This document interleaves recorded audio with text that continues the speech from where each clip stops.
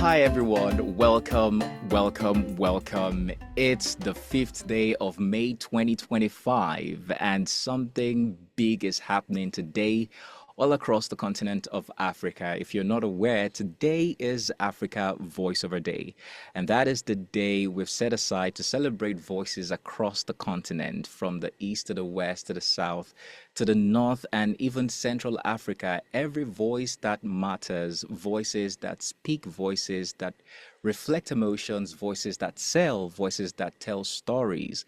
Every voice in the continent that is into the business of voiceover and storytelling are being celebrated today. And if you're a voiceover artist, I'm happy to welcome you to the fold because today is Africa Voiceover Day. We're celebrating the spirit of Africa. We are building the future of African voiceover artists today. This is a celebration that started last year, 2024. We came together as voiceover artists in the continent, deciding to celebrate what we do, and we have continued the tradition in 2025 as we will for many, many years to come. My name is Tolu Kolade. You can call me Tcode. I'm a voiceover artist from Nigeria. I am a podcaster and I'm the founder of Voiceovers. And I have the privilege of being your host for this year's Africa Voiceover Day. Now, what are you going to be expecting today? We're expecting some beautiful conversations and speeches that will be delivered by keynote personalities in the voiceover industry in Africa. We have a lineup of about 17 people from across the continent, from Egypt to Nigeria, to Ghana, to Kenya, to Zambia, to South Africa, you name it. We're all present here to celebrate our continent and the voices that make it, reverberate across the world. So sit back and enjoy the beautiful ride. We have a couple of things that are lined up, starting with a brief introduction. Will I say introduction or history or background to voiceovers in Africa? And we have one of the respected voiceover artists that will be taking us through this particular speech, which is the person of Jennifer Canary. Now, Jennifer has been in this industry for over 20 years. She's a veteran, by the way, and she has been leading a team of voiceover artists from Kenya to the rest of Africa from a platform called the Voice Actors League of Kenya. No, it used to be called Voice Actors League of Kenya, but now it is Voice Actors League of Africa. And that is just a testament to how powerful and impactful the platform has been over the years. I'm a member of this platform, and I hope that we can, continue to inspire other people by doing the things we do, like Jennifer has been doing. So Jennifer will be giving us a brief background to the history of voiceover in Africa, and it's a pleasure to welcome Jennifer. Don't worry, there's still a lot of other amazing sessions that I'll be telling you about as we continue Africa Voiceover Day. But you have to sit back and enjoy this one as she gives us a clue to how this entire thing started, if she can. But then we would learn a lot, and I will definitely be back to share more about the event and introduce to you other speakers for today's event. So, ladies and gentlemen, welcome once again to Africa Voiceover Day, and I hope Jennifer is available right now. Hi, Jennifer, if you can speak. Kindly unmute your mic so I pass it over to you. Hello, Jennifer. Hello, Tolu. Hi, hi. It's nice to see you all the way from Thank you. Kenya. That's right. That's right. Okay, nice to see you, Jennifer. All right, so I'll be handing over to you right now as you give us a brief history about Africa Voiceover Day. Over to you now. Thanks, Tolu. Yeah. Thanks for passing over the baton. And greetings to everybody who has made it in the house. Wow, yeah, this has been a long time coming. This is the second Africa Voiceover Day celebration. It began last year, 2024. And just like today, it was full house from all over Africa. And so just looking at where we've come now, 1 year, it just gives me the shivers because this is so foretelling. This is just wonderful for seeing when Africans come together. First of all, just how diverse we are, how the continent is connecting. And so Africa Voiceover Day is just one part of that, but you could say it's the hub. We're striving to get it to be the hub. And just like most things, it began as a germ of an idea in someone's mind. And for me, Africa Voiceover Day began in the heart of Bidemi, a thought leader in her own right. And in one of our conversations, I believe it was in 2022, as we had connected VO Africa, and then APVA began to do a lot of activity. APVA stands for the African Podcast and Voice Association, right, Tolu? So when she said, Jenny, what do you think about having Africa Voiceover Day? I was like, another day? These days are made in the West. What do they mean anyway? She was like, I think we need to celebrate our day. And she hung on to that idea and she turned my heart around. And so she brought together some amazing people who I'm now very, very proud to call close allies and friends. She brought together Chilu Lemba. She brought together Chuku Emeka. She brought together Tcode, strong voices from Nigeria, King E. Afemike, have I said his name right? And he Nadim from Egypt. We had Seun Shobo, and we had Leslie. She brought together a team of people from all over Africa. Leslie's from South Africa, and a contingency from Nigeria, which is where a lot of voiceover activity was happening that we had no clue about in Kenya. And one LinkedIn introduction introduced me to Emeka in 2021. Emeka had put together the largest voiceover conference in Africa that was building bridges and continues to build bridges between the continent, amongst us in the continent, and into the West. That very first one had us talking to people from the UK, had us talking to people from the USA. We were in rooms we never thought we'd be in because of that amazing effort from Nigeria. And so when Bidemi put us all together in one room and she said, people, let's do this. And we began to think about it. Pick a day. The 5th of May is not picked by coincidence. We thought long and hard. And 5 is the symbol of unity. It's the symbol of strength. And when you put your fifths together, it's the symbol of collaboration, the handshake. And so we picked the 5th of May. Of course, we had to make sure there was nothing else on that day. So a lot of background work went into that. And that's the day we picked to celebrate African voices. We came together to think about what would be the cause, what would be the best thing to use this day for. And as you guys know, in many ways, Africa is still the dark continent to many people.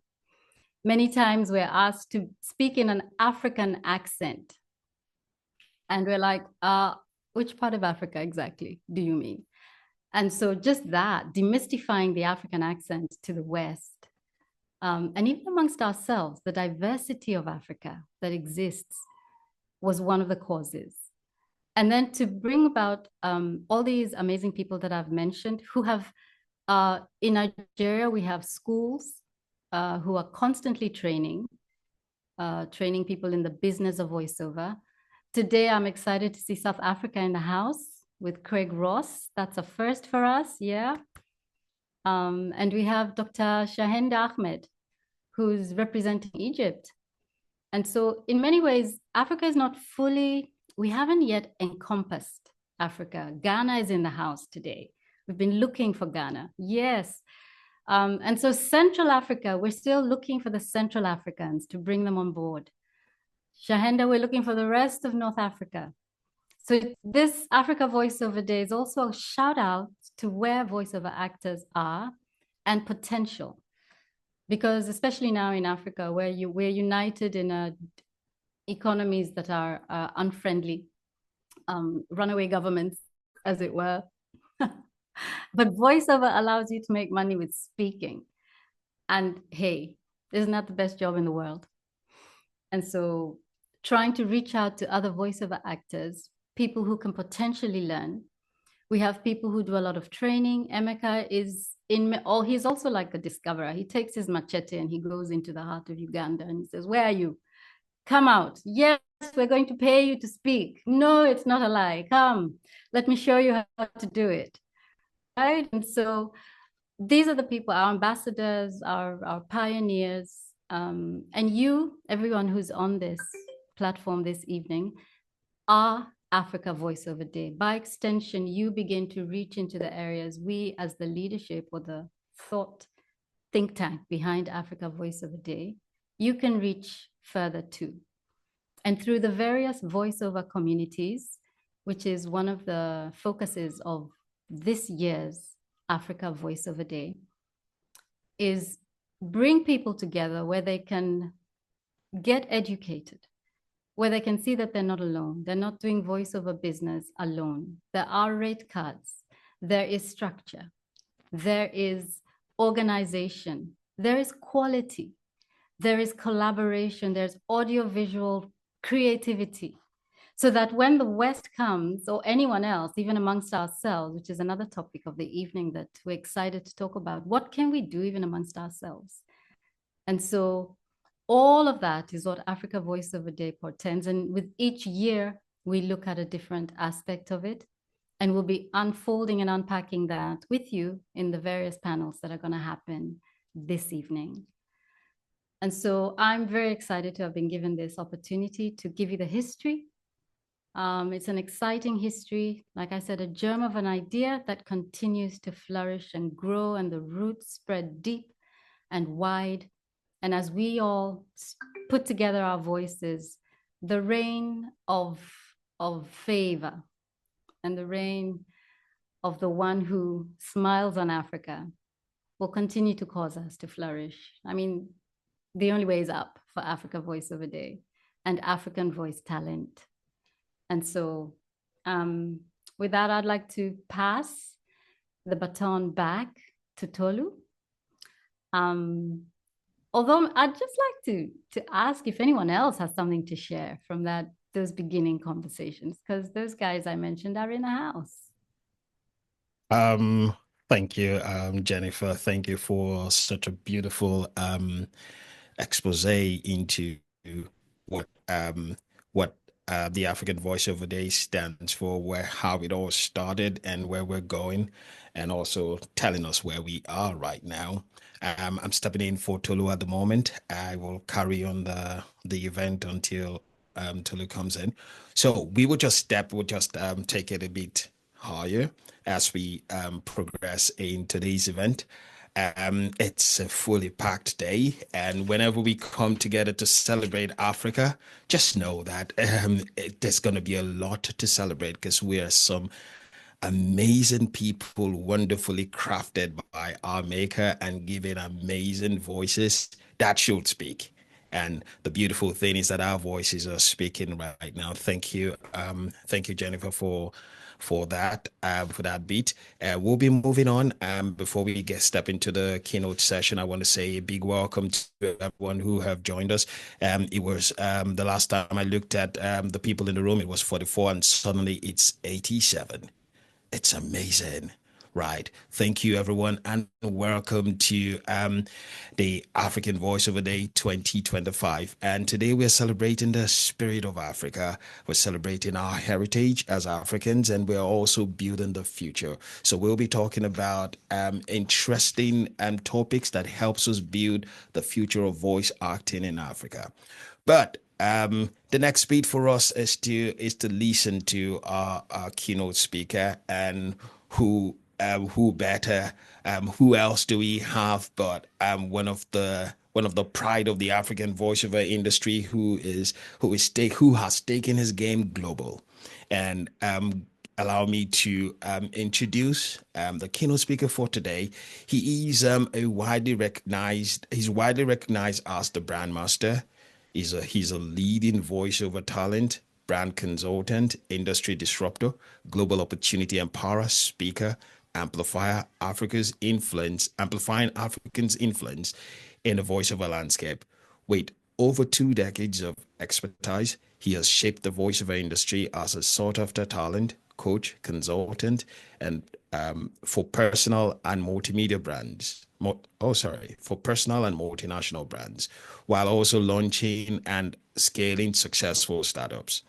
As the founder of the VoiceOver Academy, Africa's premier training hub for voice talent, and the voiceover bank, a leading professional voiceover pool, Shobo has groomed generations of world-class African voices while also representing multinational brands with his voice talent.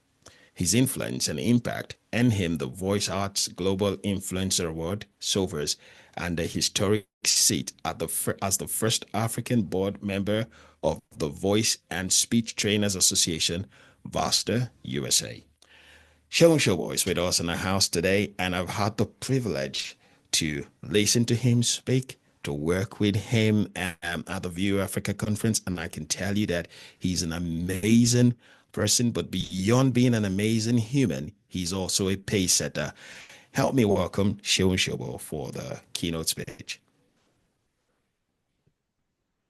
Thank you. It's amazing to be here. It's a wonderful time to be alive once again for another edition of the Africa Voiceover Day. Thank you so much, Jamaica, for the introduction. I appreciate it. Sometimes I just try to run away from those things. Just see, once you say Seun Shobo, I'm good to go. Right. The keynote address I will be taking, I've titled it The Past, the Present, and the Future. But actually, the topic given to me was the evolution of voiceover in Africa. I don't know if there's a way I could share my slides so that everybody can see. But I'm going to be reading from the slides. Is it possible for me to share, or should I just go on? Okay. All right. So please just stay with me. Stay with me. All right.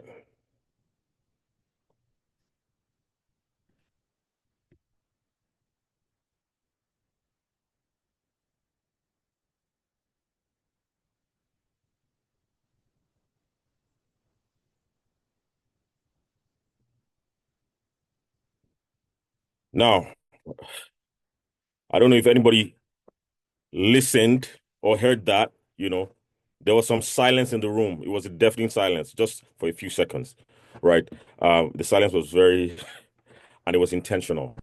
Why was it intentional? That silence was how silent African voices, right, were on the global stage, right? We were very silent on the global stage. We weren't heard, right? But today, we stand at the threshold of a new era. Today, our voices, your voices, resonate across continents, streaming services, commercials, animations, and audiobooks. That journey from silence to sonic dominance is what brings us together this evening. Let's take a moment to examine our journey. Now, if you followed the history of voices or voice artistry or voiceover artistry, in the beginning, the ancient times, there were town criers, griots, our continent's first ever voice talents. For centuries, these oral communicators, historians, praise singers, and storytellers carried our narratives through sound alone. They were the original voiceover artists, though they never needed microphones. This is an example of one. That's a Congolese native town crier. I also remember some of the stories we've read in some novels in the past, especially in Nigeria. We had a lot of those town criers who would always announce what the king was saying, right? When I started in this industry over 2 decades ago, the landscape had been tilled, and seeds had been sown by our predecessors, but our land was still barren, right? Let me take you back to about 2001, which I can remember very clearly. There were various types of recording studios. There were the upscale ones, which had the big mixers and, padded areas. But there were also the mushroom ones with little spaces where we also did some recordings that had egg cartons, right? That were used for soundproofing, right? Some people will not believe that. Some people just say, "What? For real?" Yes, those things were used as well. Professional microphones were super expensive. A couple were purchased second hand from radio stations or the Western world. There were no voice acting schools in Africa. There were no agents. There were no conferences. There was no Africa Voiceover Day. No specific rate cards. Associations. There were some existing associations, but no strong communities. When clients needed African voices, they would often hire non-Africans to imitate our accents, creating caricatures rather than authentic representation. Our stories were told through foreign perspectives. Our languages got messed up for international consumption. Now, where are we going? We are reclaiming our narrative. I remember a story of a colleague recording an ad for a major brand that had strong affiliations, so strong foreign affiliations. When he delivered it and his natural Nigerian inflections and accent, the producer asked him, "Sound more African." He's like, "More African than an actual African?" He asked. He replied, "Like in the movies, like in the movies." Apart from this, I've also heard such statements series of times. Such situations have made me deeply understand that our challenge isn't about just building an industry. It was about reclaiming our narrative power. Now, what is the present looking like? We've talked about the past, reclaiming our narrative, and the past. And the present. Now we are at the present. Now, today, the African voiceover industry stands transformed. If you don't believe me, consider these milestones. Number one, there's a growth. We have growth in talent. Our talent base, there's growth in our talent base. From a handful of professional voice actors across the continent, we now have thousands, literal thousands of trained professionals, right? World-class facilities. From makeshift studios, we built world-class recording facilities and home studios all across Lagos, Abuja, Nairobi, Kenya, Johannesburg, Cairo, and beyond. Voice makers. From being voice takers, we become voice makers with our unique African storytelling techniques, influencing global continent. Influencing global content, right? Our momentum is undeniable. The streaming revolution opened doors that were previously closed to us. Global audiences became hungry for authentic representation. The pandemic, despite its devastation, accelerated remote work capabilities, connecting African voices to international opportunities without geographic limitations. More on our present. Now, these are some numbers that I came across. Now, there's a 300% growth rate. African talent bookings have grown by 300% in the last 5 years. That's a lot. That's a lot, right? And we have come, it shows you that we've come a long way, right? Nigerians now feature in animations watched by children across 5 continents. South Africans' voices are narrating documentaries for major international networks. Kenyan voices are becoming the hallmark voices for developmental or development projects. While Egyptian and Moroccan voices are taking over aviation announcements, international departures or arrivals, looking at the likes of Emirates, Turkish Airlines, and the rest of that, you find that a lot of these voices are Egyptian voices, Moroccan voices. Now, our languages are distinct, right? We have over 2,000 languages in Africa. Isn't that amazing? Amazing, amazing fact, right? But perhaps the most profound change isn't in technology or economics. It is perception. We no longer mimic Western delivery styles to be accepted. Instead, our unique cadences, our multilingual capabilities, our cultural nuances have become our greatest assets. The world isn't asking us to sound less African anymore. They're asking us to sound more authentically ourselves. Now, the future. What does Africa's voice look like in global storytelling? Where do we go from here? The horizon before us presents endless possibilities. AI and technology, artificial intelligence, for example, represents both a challenge and an opportunity. Voice cloning technology threatens to dilute the market for human performances, yet our linguistic diversity with over 2,000 distinct languages makes African voices invaluable for training these systems ethically and accurately. The metaverse and extended reality domains will require voices for billions of digital characters and experiences. Who better to provide that diversity than the continent with the world's richest vocal heritage?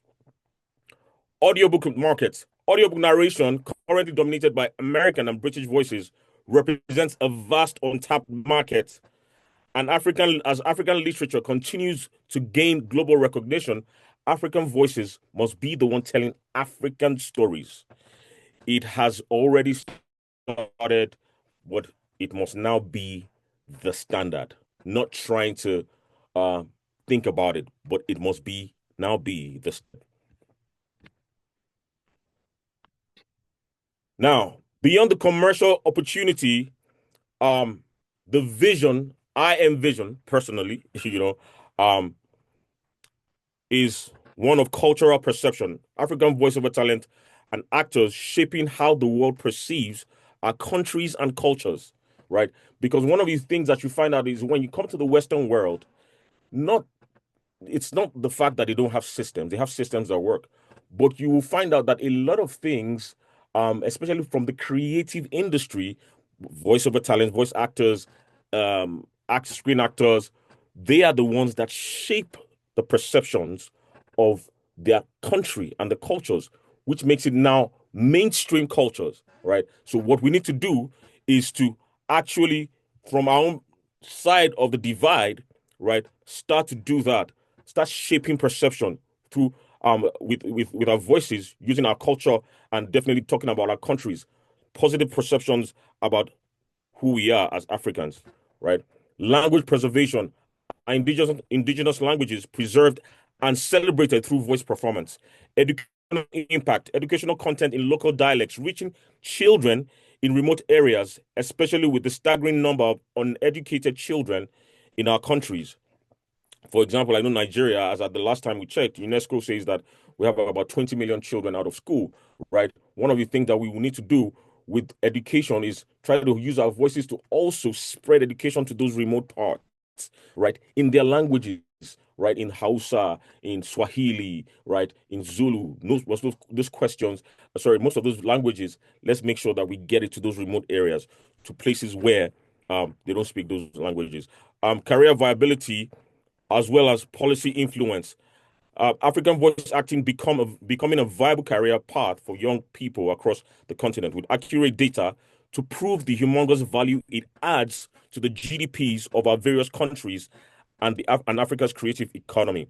Policy influence, an industry that becomes a pressure group for sound policies for the creative economy, getting various African governments to strengthen our rights and privileges, especially as regards structures and copyrights.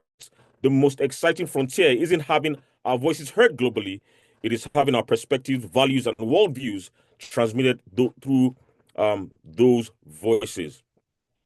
What do we see? What is our call to action? We want to build structures, standardized rates that reflect our true value, formal training programs that combine African oral techniques with modern voice acting requirements, legal frameworks that protect our intellectual properties. Embrace unity. The days of seeing each other as competitors must end. Our individual successes depend on our collective advancement. Share knowledge, mentor serious newcomers, uplift each other's wings, preserve authenticity. We must preserve our authenticity. Let us not lose what makes us uniquely African. Our power lies not in mimicking Western delivery, but in bringing our distinctive nuances to the global soundscape. I see a day when African voice actors are no longer novelties, but necessities. When our accents aren't exotic flavors, but essential ingredients in the global media mix. When the question isn't, should we hire an African voice, but which African voice best sells this story? That day is within our reach. Let me end this address with the story of an African voiceover talent that I know on how his voiceover journey began. His grandmother never learned to read or write, but she always told stories that painted worlds in his mind. I remember my grandma also doing that. He continued by saying her voice was musical, textured, and it carried centuries of oral tradition. This was his first example of voice artistry. On her deathbed, though thoroughly sad, she was about, sorry, on her deathbed, though thoroughly sad, she was about to give up the ghost. She whispered to him, "When I'm gone, my voice will live in you, and through you, others will hear me." All I was just saying was, when I'm gone, my voice will live in you, and through you, others will hear me. That is the power we all hold. When we speak, we channel our voices of our ancestors, and when others hear us, they hear the collective melody and symphony of the African voice experience. For too long, the world told stories about Africa without African voices. Today, we don't just speak for ourselves, we speak for our generations past and generations to come. The African voice, your voice, isn't just evolving, it's rising, it's resonating, and most importantly, it's finally being heard and will eventually take over. Thank you and welcome to Africa Voiceover Day 2025. Remember, your voice is rising, it's resonating, and most importantly, it's finally being heard. And guess what? You are going to take over. All right. Thank you very much. Wow, that was beautiful. Thank you so much, Mr. Shobo. I mean, ladies and gentlemen, please give it up for the brand master for that powerful speech. You know, at some point I felt like I was listening to, I don't want to say a politician, but, you know, someone who has that consciousness to evoke change in the hearts and minds of people. And that was how I felt listening to Mr. Shobo, the brand master. Thank you so much. Seun Shobo is the founder of the Voiceover Academy, and also he is popularly known as the brand master. He has inspired a lot of voiceover artists across the continent, especially from Nigeria, and is still doing so much more.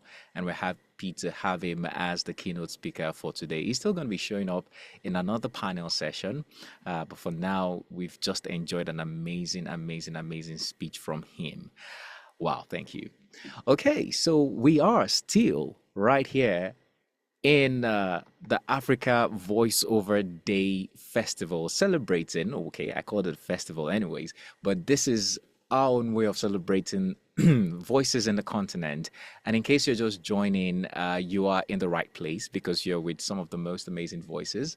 If you're a voiceover artist, you know it's one of those things because you speak in public and people are like, who's that person, you know? So we have something to be proud about, and it's something that makes us money as well on the side. So I mean, it's a beautiful job if you ask me, but it's much more than the voice. It has to do with the business, and it has to do with a lot that has to do with the business of voiceover in any case. So this is one of the reasons we're celebrating today, because it's not just for us to talk about, oh, we've got great voices, but how can we make it beautiful? How can we make it work for us? How can we make it impactful? How can we tell stories that will last for many generations to come?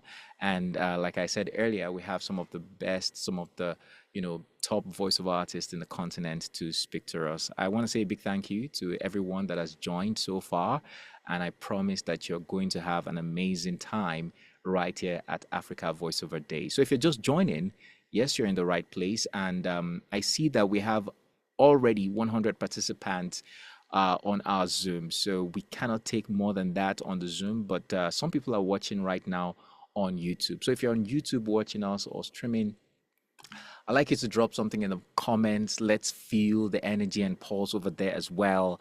And do us a favor, if you belong to any voiceover community, please share the YouTube link with them so that people can know that they can reach or stream or join this events elsewhere via YouTube, because a lot of voiceover artists in their thousands are across the continent and they're wanting to be a part of this, right? Yes, much more is still happening today. And just to give you a snippet of what you still be expecting as we continue for Africa Voiceover Day, we're looking at the first panel session, which will be happening next. It's called Amplifying Local Voices for Global Reach. And I believe everyone should be a part of this. Everyone should listen to some of the industry professionals talk about how we can amplify our local voices for global reach. And we're still going to have another session called Building the Future.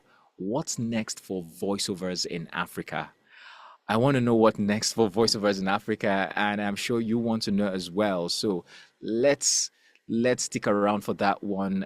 It's going to be having some fascinating speakers like Wakium Zenge from Kenya, King E from Nigeria, Seun Shobo from Nigeria, Nadim Khalid from Egypt, and Craig Ross from South Africa. I can't wait for that one.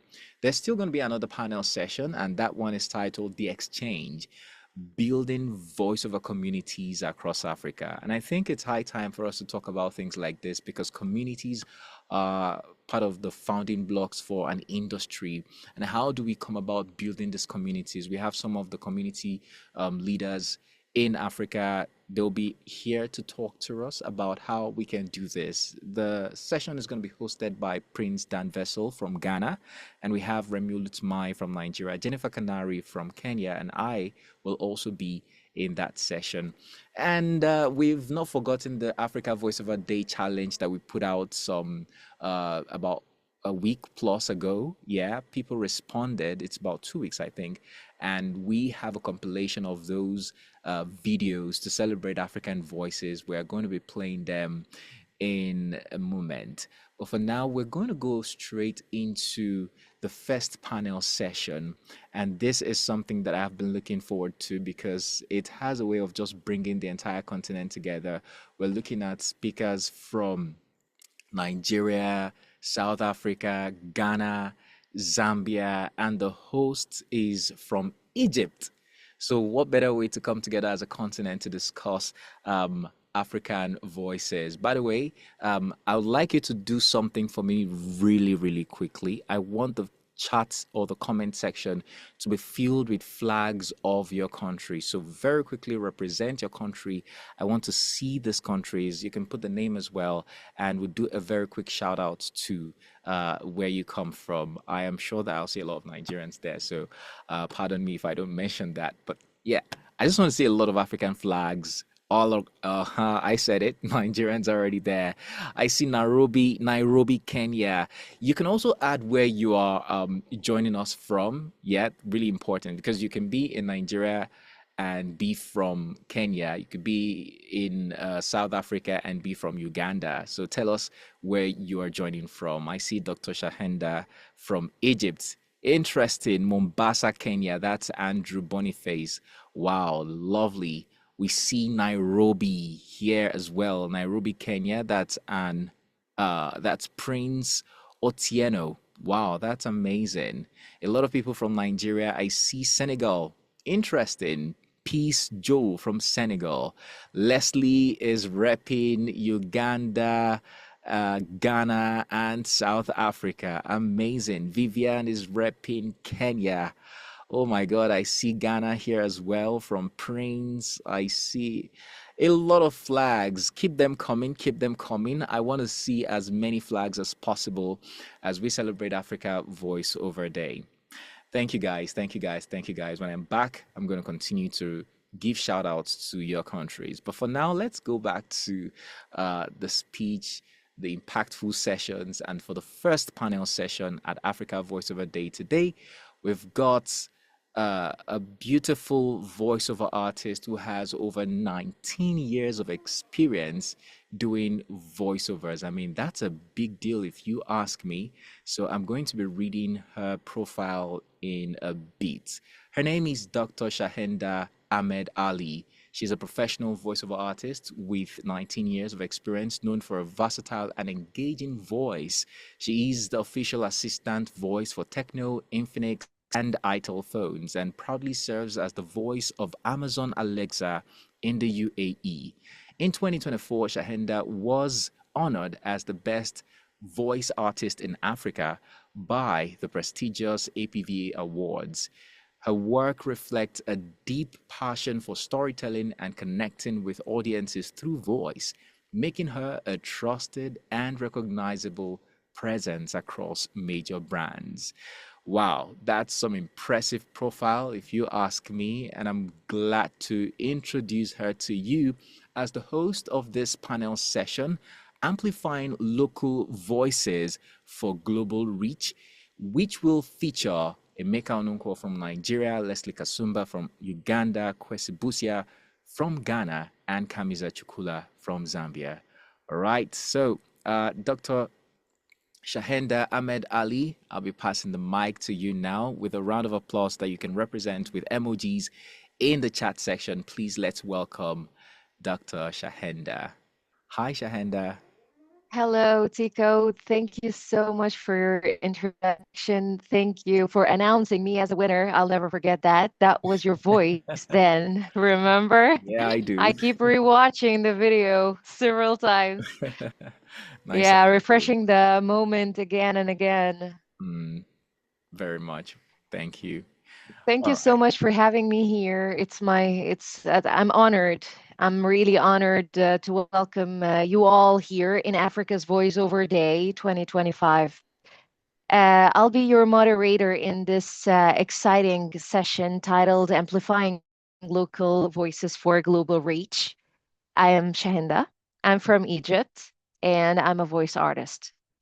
This year's theme is the spirit of Africa, as we know, celebrating the heritage, building the future. And it's a powerful reminder of the journey we have taken and the legacy we continue to create through the vibrant, diverse, and powerful voices across our continent. We are making a change, guys. Today, we are shining a spotlight on the voices that begin in our local communities and carry African stories, energy, and culture into the global conversation. Our speakers embody that mission. They are creators, trailblazers, and storytellers who have not only mastered their craft, but also they are opening doors for others too. So now let me welcome our incredible speakers for this session. First is Emeka Ononko from Nigeria. She is a pioneering casting director and voice actor and the founder of Nigerian Voice Bank and VO Africa. Emeka has been instrumental in connecting African talent with global brands like HP, Milo, and Coca-Cola. Hello, Emeka.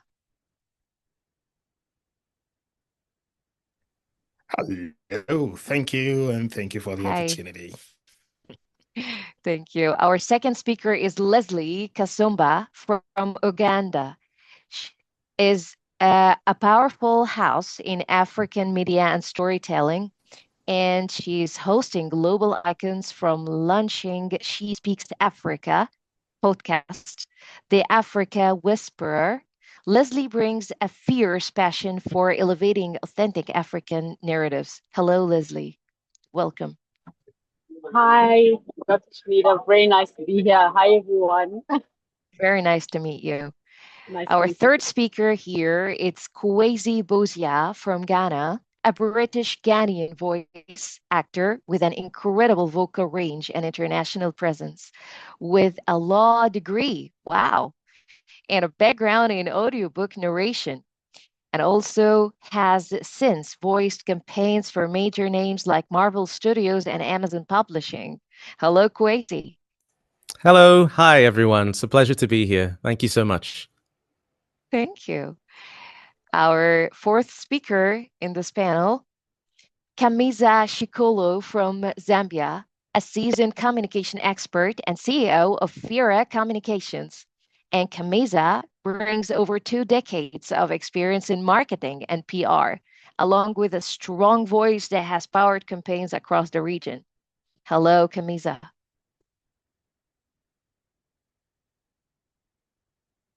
Hello, Kamiza. Okay, I'm not sure we have Kamisa tonight, so all right, Okay. to the next person. Okay, so my first question here, guys, let's start and bring up some important questions that will affect our cultures in Africa. So I have a question for Kwesi. Hello, Kwesi. Yes, I'm here. Yeah, so can you tell me what makes the African voice unique on the global platforms? Sure. That's a great question. I think what makes the African voice unique on global platforms is both some positives and both some negatives. In terms of the negatives, as we were saying earlier, there are so many different African languages and dialects and accents and voices. But usually, when you go on these platforms, they blanket everything as an African accent. And as they were saying earlier as well, what we consider an African accent or a Nigerian accent or a Ugandan accent is sometimes not African enough for people in other parts of the world. They want something, I would say, a little bit more fictitious, a little bit more exaggerated, not really how people on the continent speak. So we do have some challenges on global platforms in the sense that we are somewhat underrepresented and misrepresented as well.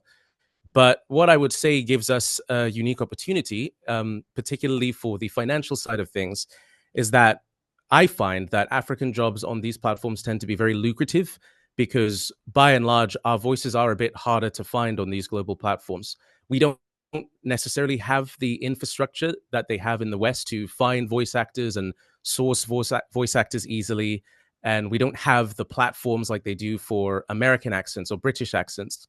So I think that gives us a unique opportunity that when you do put yourself out there as an African voice actor and you can link to your demos and show your work and show your portfolio, I think you are well compensated for having that unique sound and tone that only you can bring and fewer people in the global space can bring. And particularly with the growing use of AI voices, I think us having our own unique African and rich African voices and stories and dialects and ways of speaking and tones and rhythms, it gives us an advantage over an American accent, for example, which is so common. Even robots can do it quite convincingly these days. Our accents, our languages, our dialects are so varied and so unique that it gives us the opportunity to bring that uniqueness to projects for longer than I would think other accents can compete in that uniqueness, if that makes sense. Yeah, of course. Yeah, that really makes sense. Thank you so much, Kwesi. My next question is for Leslie. Hello. Hi, can you hear Hi, me? Leslie. Yeah, of course. Hi. So my question for you, Leslie, how do you maintain authenticity while adapting to international standards? How do we remain authentic to our African heritage? I think for me, the only way that you can maintain creativity, I mean, maintain your authenticity while showing up in an international space, is to remember that if somebody has chosen you as a voice actor, they've already kind of predetermined your voice and they already know what they want, you know? Nobody's asking you to go out there and pretend to be anything else. So I think it's just showing up as yourself.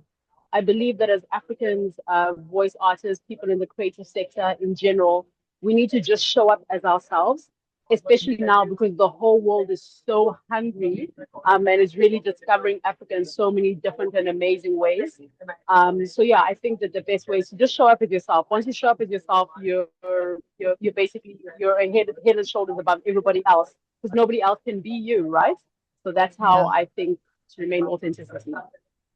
Yes, of course. And they chose us and they know where are we from and they heard the samples, so they are sure about that. So Yeah, we remain Africans by the end of the day. definitely Yeah. 100%. Yes, of course. Great. Thank you so much. So my next question is for Emeka. I can see that you worked as with the global brands like HP, Milo, and Coca-Cola. So what challenges have you faced breaking into international market? Emeka? Right.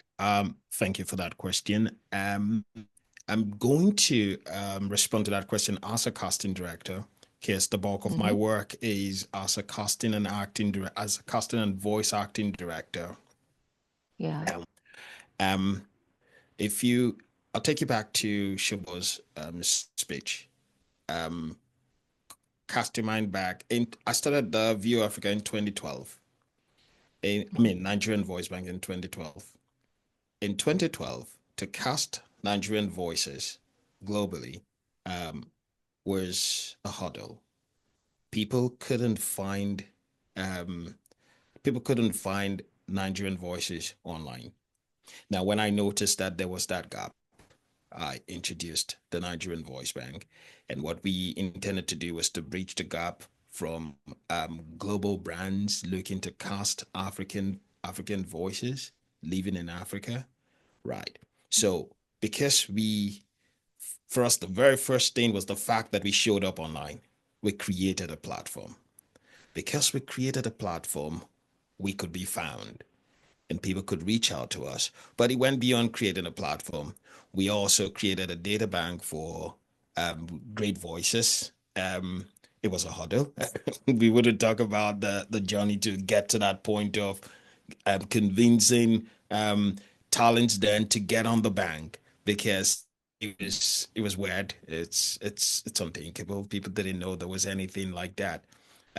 But the fact that we create a platform that connected global brands to local talents was the big deal for us, was what created that opportunity. So we connected to those brands, and then when they reached out to us, we could deliver. So after the pandemic, one of the things you would also have realized is that some advertising agencies they've closed shop in Africa. They've come to realize that, hey, they can do these jobs from wherever. They can cast talents from wherever. So we became a lot more relevant.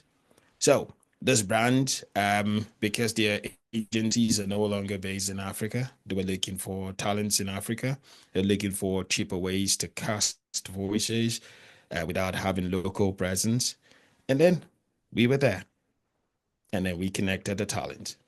So that's in simple form how all of that happened. What are the challenges? Finding the talent, matching the talent to the client, and also do the sessions, which is getting the talent to understand the script, deliver the script, understand what the client is looking for, getting the talent to understand that this is professional work. It's not how you want it done, it's how the client wanted it done. But I think at this stage, we've gone past all of that. Yeah. Wow. Amazing. Thank you so much, Emeka. I have another question for Kwesi. You're a British Ghanaian, and you already worked with Marvel Studios and Amazon Publishing. I faced that personally as well with international clients. So my question for you is, what do international clients often misunderstand about African voice talents? Sometimes they don't believe I'm from Africa, and I'm Yeah. really shocked why I am African. I sound like that. What's wrong with that? You know? No, it's So really true. Not to yeah. interrupt you, but I feel like the biggest issue that we have as African voiceover artists working abroad is that they don't know what the diversity of African accents sound like. I think there is a sound and a tone that's quite presumed in the West.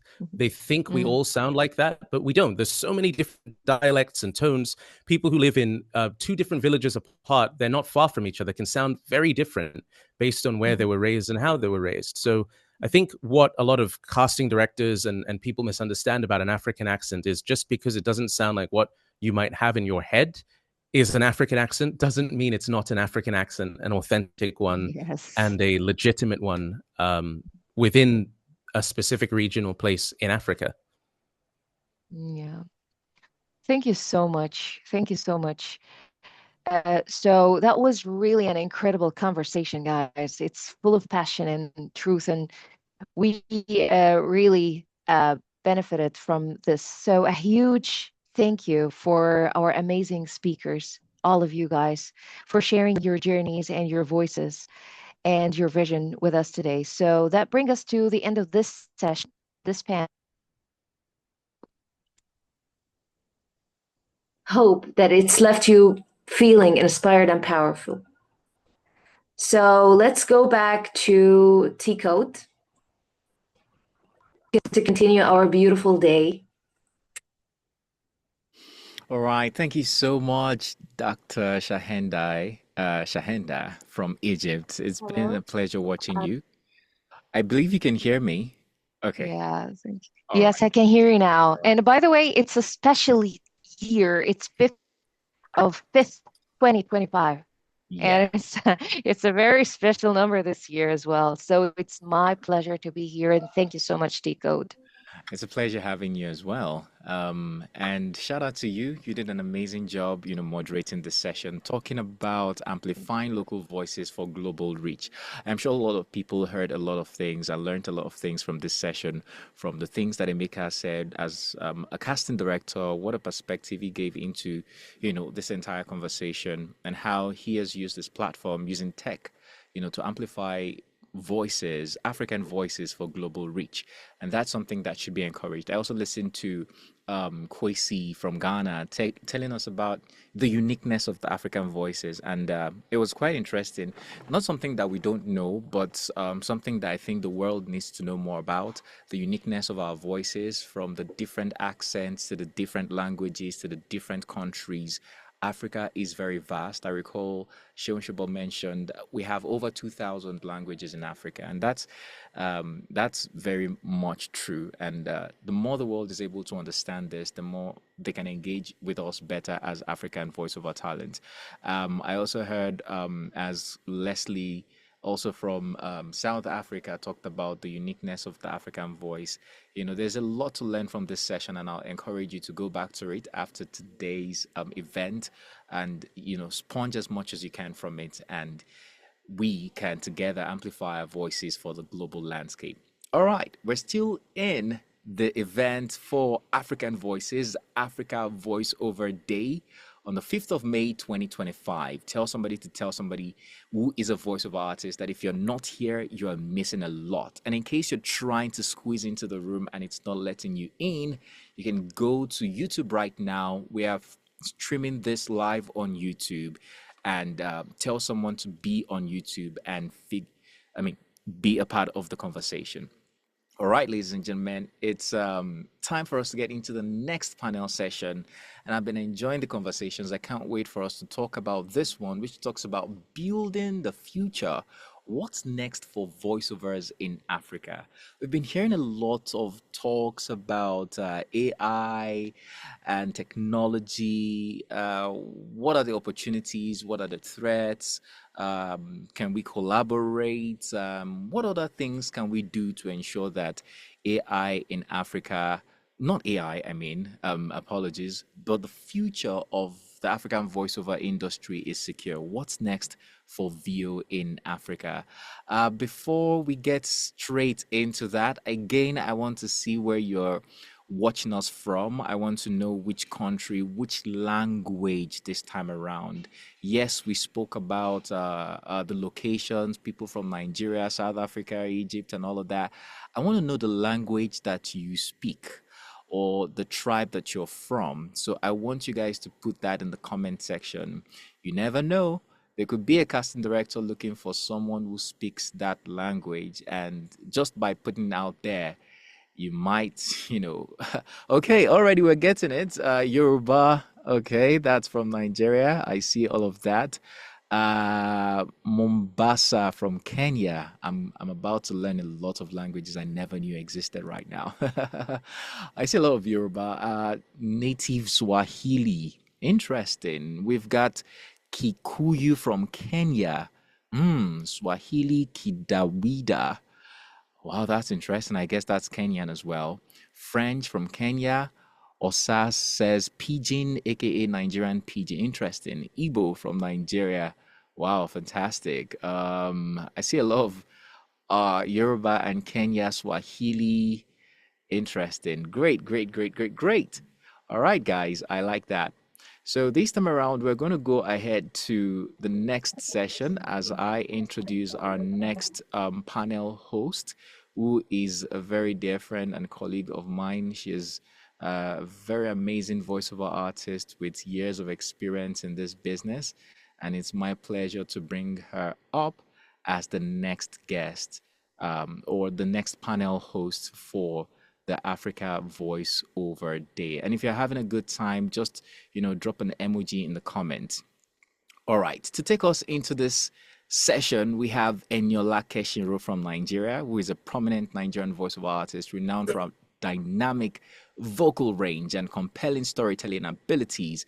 With years of experience in the industry, she has voiced numerous commercials, documentaries, corporate projects for brands like Visa, Nivea, Rio Tinto, and Showmax, establishing herself as a versatile and sought after African voice talent in the voiceover community. She can also be heard on TV promos for DSTV and GoTV.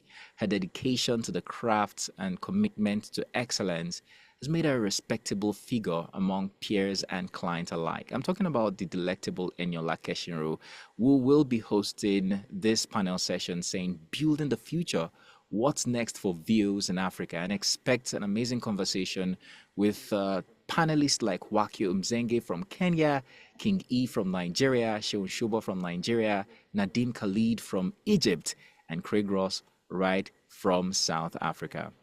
So with a round of applause represented by emojis in the comment section, ladies and gentlemen, please welcome on Eniola Keshinro. Hi, Eniola.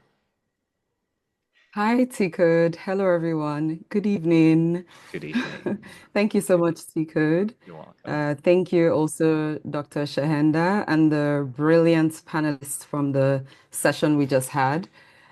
I'm sure that you will all agree with me that African Voiceover Day has been powerful so far.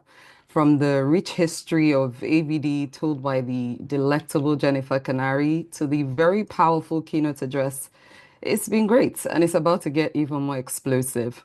Participants, I would just like you, I acknowledge you, I celebrate you, but I'd like you to celebrate every speaker who has spoken here today in the comment section. Please just give them an emoji or just leave one comment for them in the comment section. Just appreciate all our speakers so far. It's been really great.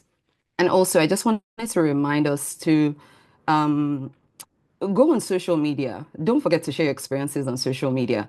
Don't forget to use the hashtags, hashtag Africa Voiceover Day and hashtag AVD 2025 to celebrate your day and to celebrate your beautiful voices.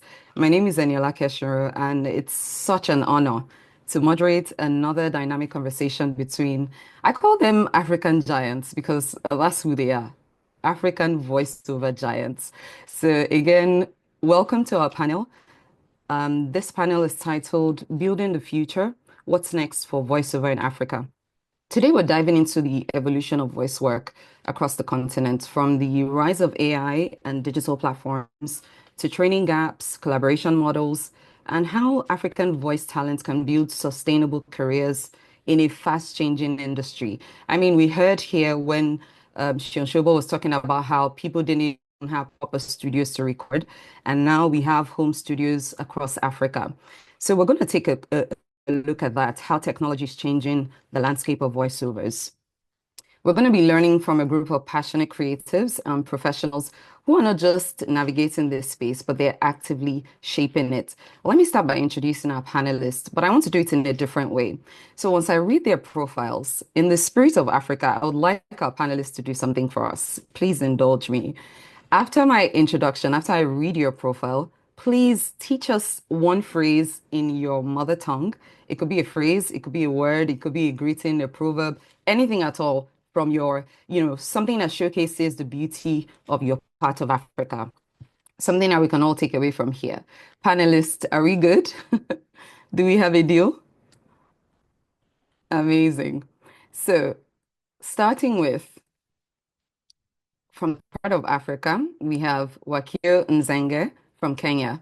Wakio Nzenge is a multi-award winning Kenyan screen, stage, and voice actor whose versatility and artistry have made her a revered figure in the creative industry. She commands the screen. She's a beast on stage, and her voice work spans global platforms from the Cannes Award-winning The Stain Not Shame campaign to projects for Dush Well, AMREF, and Discovery Learning. Wakio currently serves as the Secretary of Kenya Actors Guild and the Organizing Secretary of VALA Capital.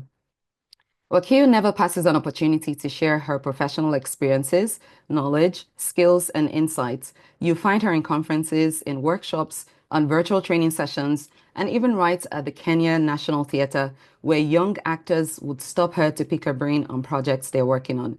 Ladies and gentlemen, please give a warm welcome in the comment section to Wakio Nzenge. Wakio, please teach us something that we can take away from Kenya. Thank you so much for that introduction. And I would teach you to say chawucha. Charucha. Okay, can we echo that in the comment section? Amazing. Chabucha, what does that mean? Chabucha just means thank you very much. I'll just type it up in the comment sections that you can see the spellings. Okay, please do that for us. Thank you so much. You're very welcome. Ladies and gentlemen, the giants of Africa in the room. We have King E. Afemihe from Nigeria.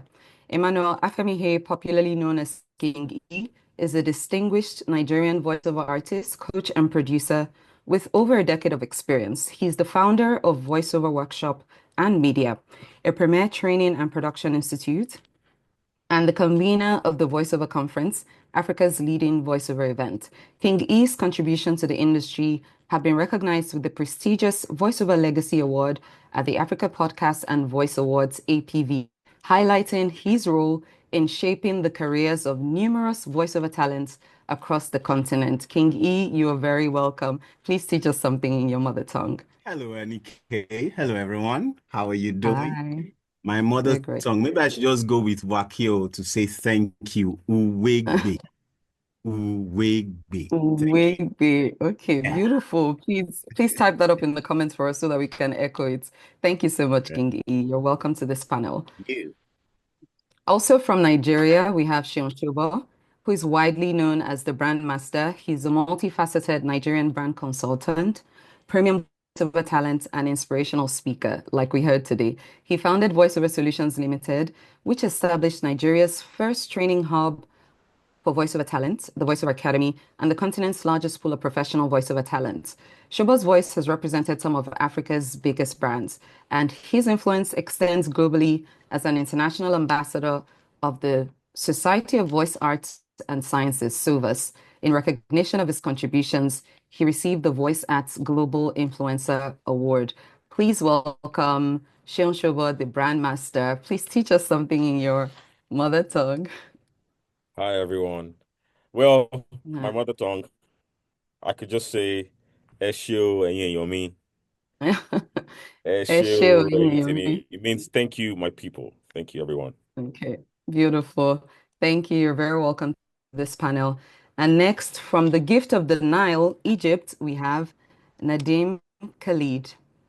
Nadim Khalid is a seasoned Egyptian voiceover artist whose voice resonates across Arabic TV, radio, and digital platforms. Since beginning his career in 2010, he has completed over 3,000 projects for clients including Mercedes-Benz, McDonald's, and HSBC. Nadim is also the founder of the Egyptian Voiceover Union, EVU, a platform that has facilitated over $350,000 worth of projects and contributed to creating Egypt's first voiceover rate guide.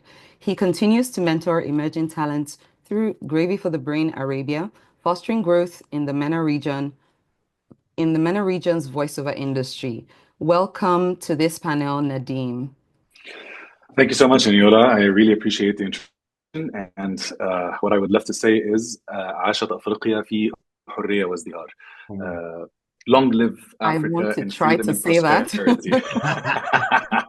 Well, I can type really wanted to try to say letters. that. Oh my goodness. Thank you so much. We're truly celebrating the beauty of our culture as Africans. So thank you for sharing that with us.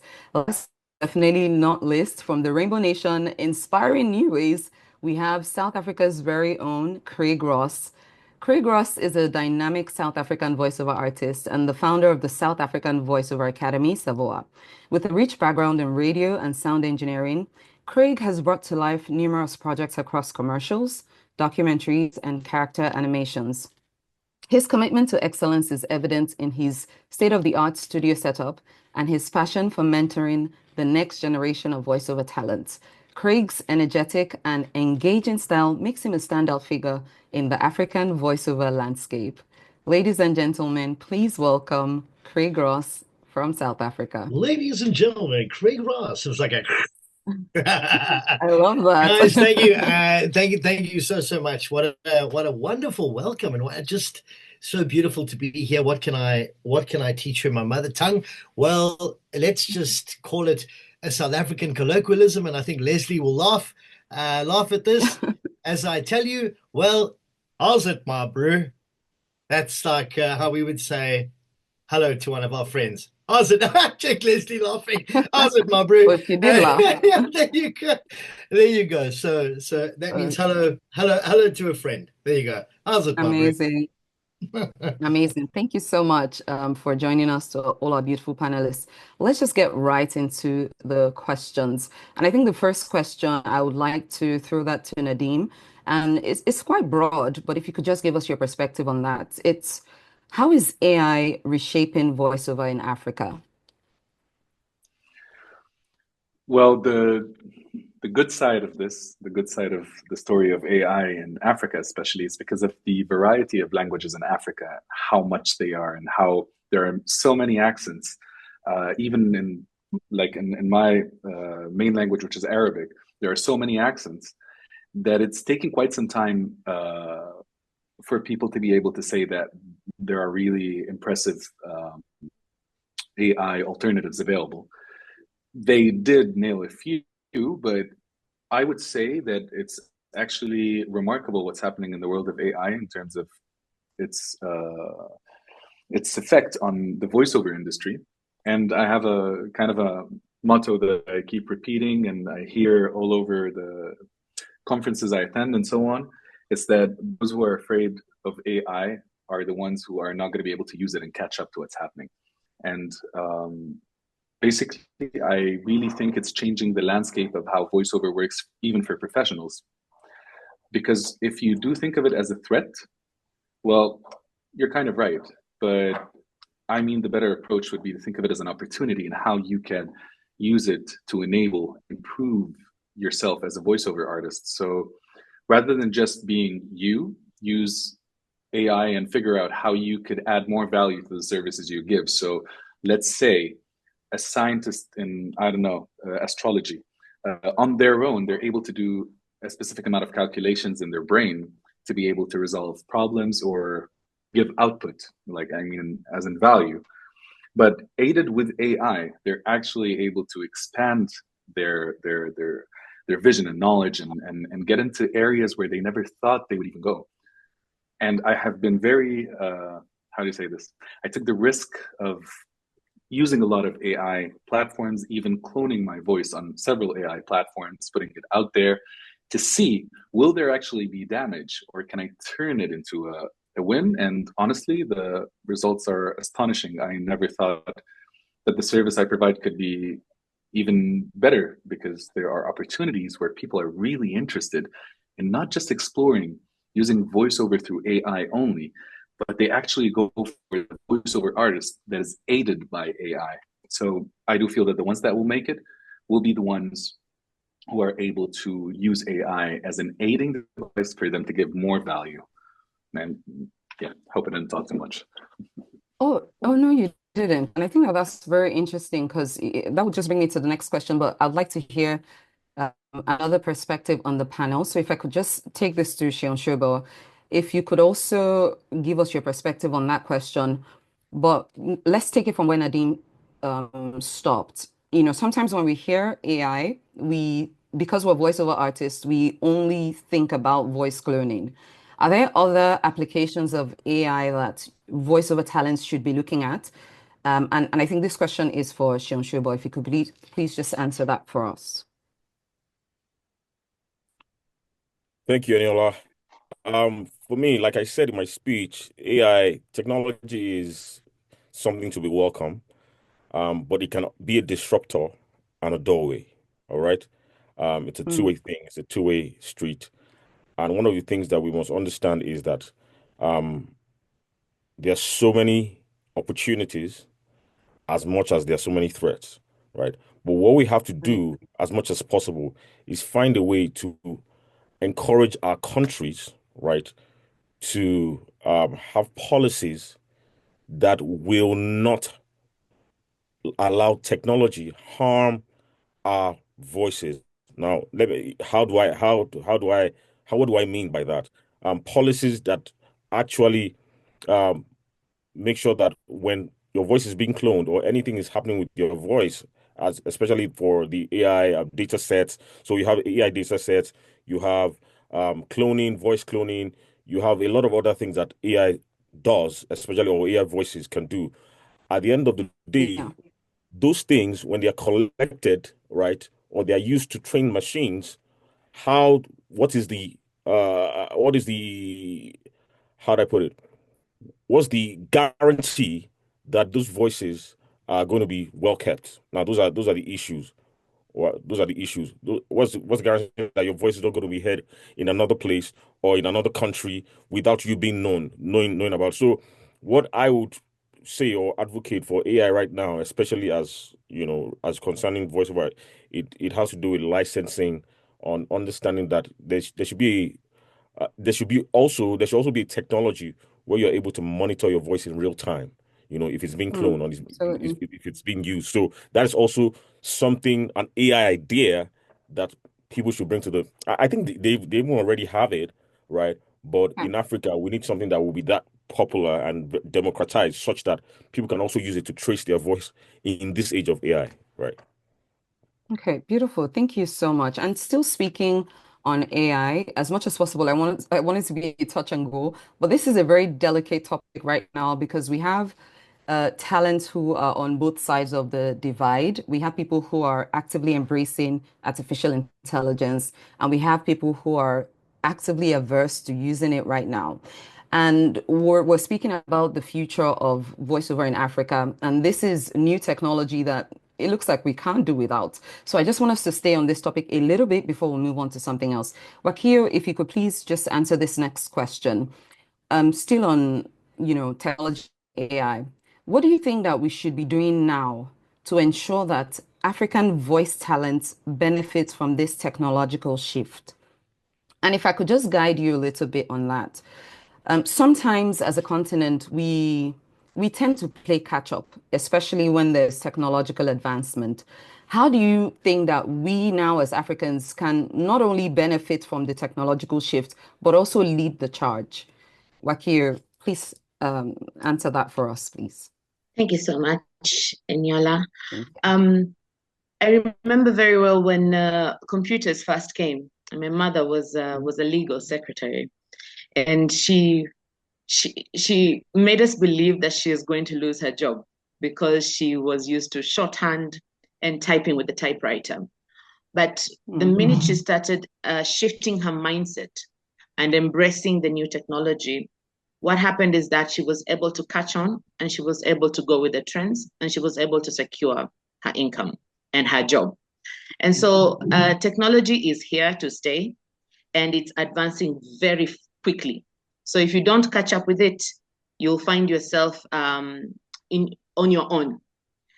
But at the same time, as much as AI is creating efficiency in terms of there are certain jobs that are actually already taken by AI, especially entry-level voiceover jobs that don't need, the cultural nuances, or they don't need particular dialects or particular pronunciations or inflections and all that. But as Shobo said in his speech, legislation becomes very key. In that, as voiceover artists, let's not be left behind in conversations around governance and policy making. We need to add our voices, and we need to be able to attend. I don't know how it happens in other countries, but in our country, in Kenya, what happens is when a policy is being passed, then it goes to public engagement. And if you're not there as an artist to speak up for yourself, then you lose out an opportunity to safeguard your interests. And so what I would encourage us as voiceover artists is that we need to champion for, first of all, the governments to recognize us as a profession. I don't know how it is in other places, but in Kenya still, you might find that when they're talking about creative economy, voiceover artists are not part of the designations that fall under creative economy. So it's to fight for your space first so that you can be able to push for legislature that will protect intellectual property and avoid these, ethical dilemmas where you find that your voice has been used without consent, or maybe, your intellectually property rights have been breached. So I'd encourage us to really pursue that. Also, another thing that voiceover artists can do is to really zoom into those contracts and to see what does it talk about, like reusing my voice or cloning my voice.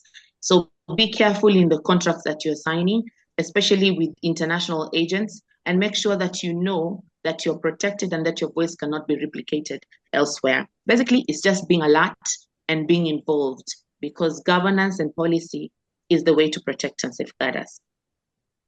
Oh, amazing. Thank you so much for just highlighting that. And I love what you said about contracts. Everyone pay attention to your contract. If you can get it to a lawyer, it's best that you find a lawyer to have a look at your contracts before you sign it. Take a look at the fine prints. Sometimes they're just sneaking in that they're going to be sharing this with a third party. Usually that third party might be a cloning service or an AI service that is going to replicate your voice. So it's really important that you mentioned that, Wakio. Thank you so much. Now let's just move the needle a bit to voiceover education. And I would like King E to answer this next question. What would you say? We already know to an extent what is going very well in terms of VO education and training on the continent. In your opinion, what would you say is the lacking in VO education and training right now in Africa? And what can we do to, to bring that up to speed? All right, thank you so much, Eniola. Amazing speeches so far, right? To answer your question, I think that first of all, I just want to throw in this. We need to try as much as we can as voice actors to guard our hearts, because the Bible says, guard your heart with diligence, for out of it comes the issues of life. So if you want to look at it from your career as a voice actor, you want to guard your heart from external distractions, fear that says, oh, this thing is going negatively for me because you have not done some things. The other thing is that we also need to understand that spirituality is different from reality, okay? Because you are so keen about prayer and serving God, as it were, is different from the reality that you have as a voice actor, okay? Now, that said, I would say that some of the things, or one of the things lacking from the voiceover industry right now, I think there are several ones, but one of the ones that I would say emphatically is the business of what we do. All right. A lot of people major on let my voice sound really nice. I want to sound great. Oh, I hear my voice on radio. It sounds good. Disregarding whether we're making money from it, whether there's turnover from it, whether there's scalability from it, we are not concerned about that. We just want to wait for the next job without thinking, scaling, without thinking taxes, without thinking contracts. I think that institutions of training in Africa needs to start paying attention to these things, that people don't just come through your training of a couple of weeks or a couple of days, and then they go and all they are thinking about is how to use their voices, right? And that's just it. This is a business. This is a big deal.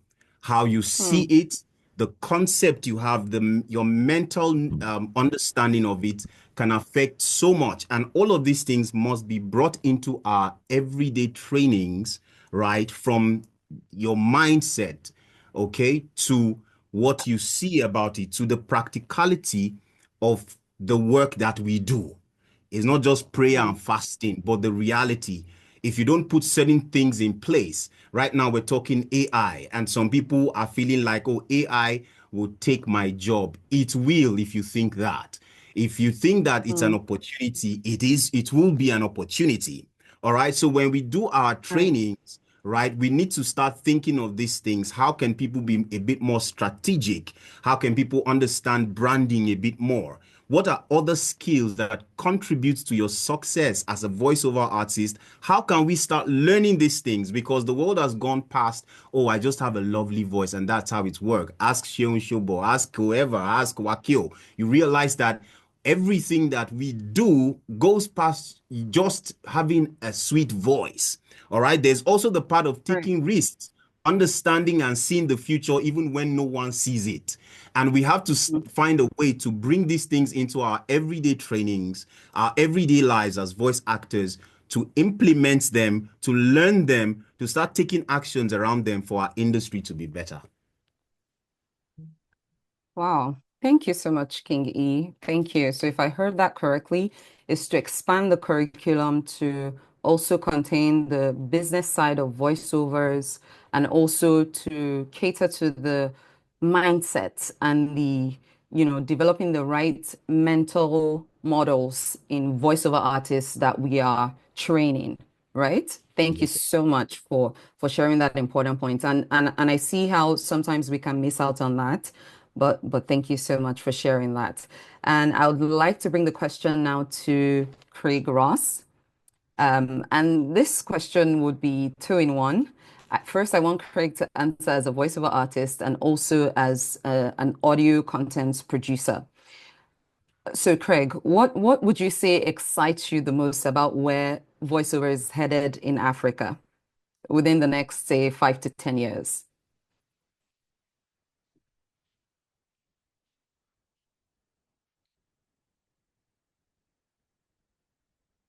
Okay, is Craig there?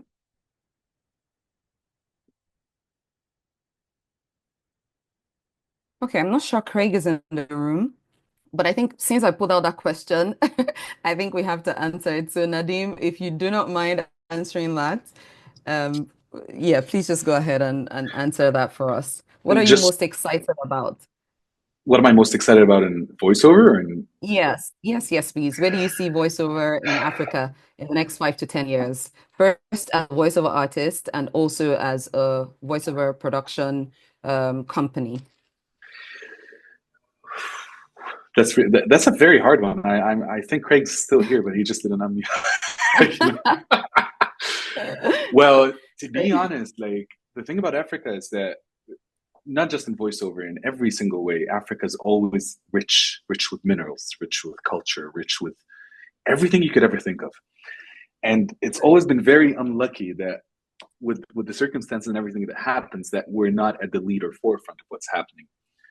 But it really makes me feel like I get goosebumps looking at these gatherings and what a lot of fellow Africans are doing. And I'm really cheering for them because it shows that there's a lot of initiative happening towards making the voices louder and higher, towards, I don't know, maybe trying to legalize our rights as voiceovers across the continent, or trying to set the tone we have with other continents or other markets. And what I do see is that there's a whole new generation that has, I'm not calling us old, but I'm just saying the newer generation is listening from us, that they can really shout very loud and try to protect their futures out of being voiceovers, or I don't know, whatever hybrid job is going to become out of AI being integrated with voiceover.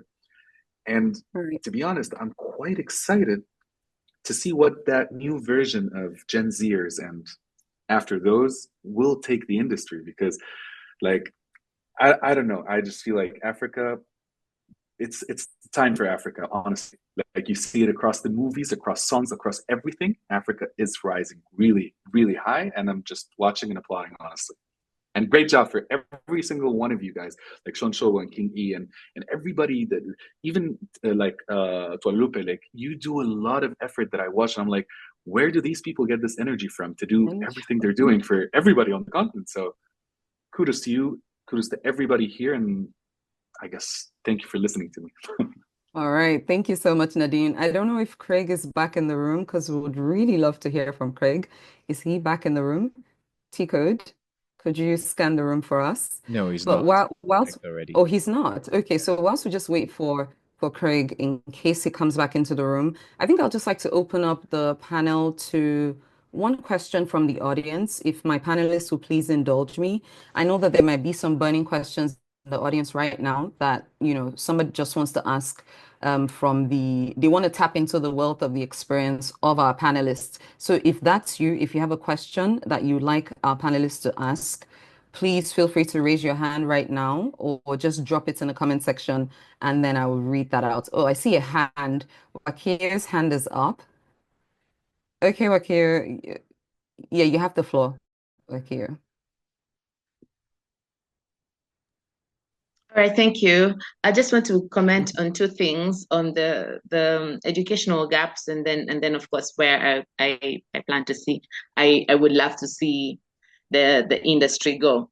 One is, I think people want to make money, so people don't want just to train and not be able to know what next, or how they're able to make the money from it, or how they're able to turn into what King was calling a business.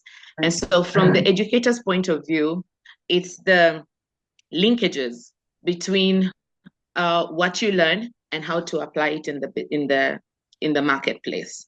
And I think that's one thing that has been lacking for us, that we are not really linking them to the business. And this is how I would suggest, if you're going to do a workshop or you're going to do a training, let it culminate to something. Let it not just be training and then people leave. Guide them and build alumni communities where they can later be collaborating together. They can be networking, and they can also do their own productions themselves. We've done this in theater. When we train actors for a period of time, after the training is over, they put up a show. And after they put up a show, they've invited people, and casting directors can come and see them, and some of them are given jobs. So I'd really want to encourage us to just not just train and leave them, because then the business is just for the one who's training. It's not adding value to the industry, but to elevate the whole audio industries, that we train them and also link them to the opportunities. Where do I see the future of voice acting in Africa? I think the future is in collaboration rather than in competition. And if we move away from competing with each other and come together, musicians have figured this out. When you see Sauti Sol from Kenya collaborating with India Ari from the United States, what they're doing is a strategic move.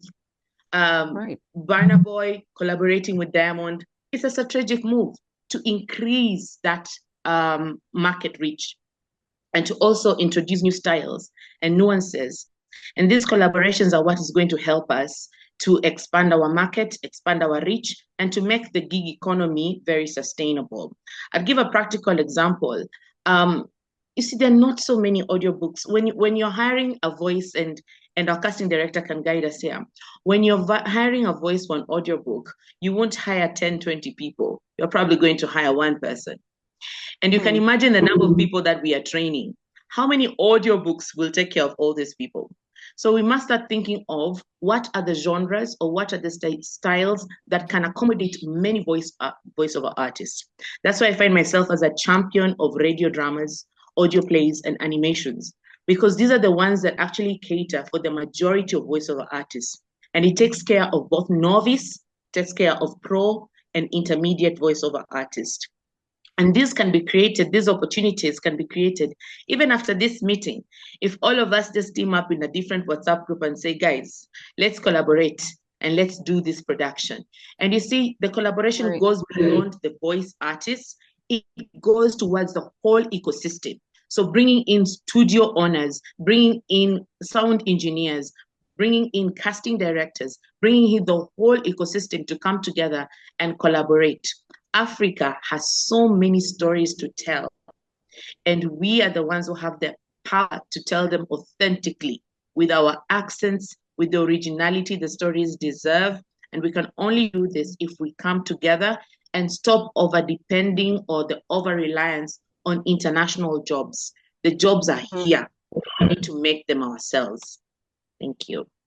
Absolutely. Thank you so much, Rakio. That was so powerful. And I think it just encapsulates all that we've been trying to say here today. Thank you so much for just adding that very robust, addition to the entire conversation today. Thank you. I also see Seun Shobo's hand up, and I see CG Moses. CG Moses, I think he has a question to ask. So I would like to take that question, and then I would pass it to Seun Shobo, and we can wrap up the entire conversation. So CG Moses, you have the floor. Please unmute and ask your question. Can you hear me? Yes, absolutely. We can hear you. Thank you. Amazing panel there and Wakil. Wow. Yeah. Yeah, that is a serious slap to the face. Like, wow, indeed, that's what we definitely got to do. My question goes to the whole panel. I'm an AI user, but on a whole different level, different section, because I'm visually impaired. I usually use screen readers, a screen reader to do my audio production as an audio producer here at Focus Studios. But I was wondering how to best use AI for production itself, like with softwares and all, the audio software, with the audio production softwares, editing and all, how to best use it and how to actually just go about it as a whole. Thank you. Thank you. Which of our panelists would like to answer that question?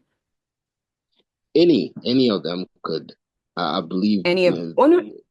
Okay. Okay. Great. All of them actually. Okay. Yeah. Great. So. The more the merrier. Okay. Thank you.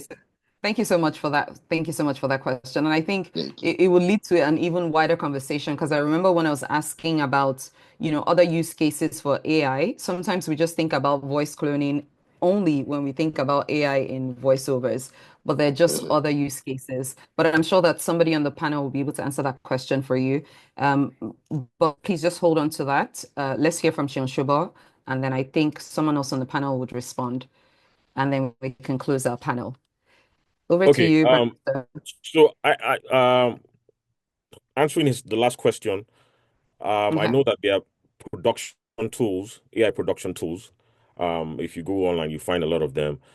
I mean, there was one I was able to use about 4 days ago, right? I was trying to adjust something, but it wasn't working. So I looked up. I just said, let me even try this, So I went on. I had to pay $20 though, but it was called Layla.ai, right? It helped me smoothing something that I was trying to smoothing out, right? I was trying to create something, a cheat mode somewhere, and it worked. And I was able to send it to the client, and the client was like, okay, I like this. So as much as possible, you can use those products. There are a lot of them online like that. There's Layla.ai. That was the one I used. There are a couple of other ones that you can use like that if you put. I think there's also Adobe Podcast, but I think that's just basic. Yeah, that's just audio basically. cleaner. But even Adobe has some AI tools that you can also use as well, right?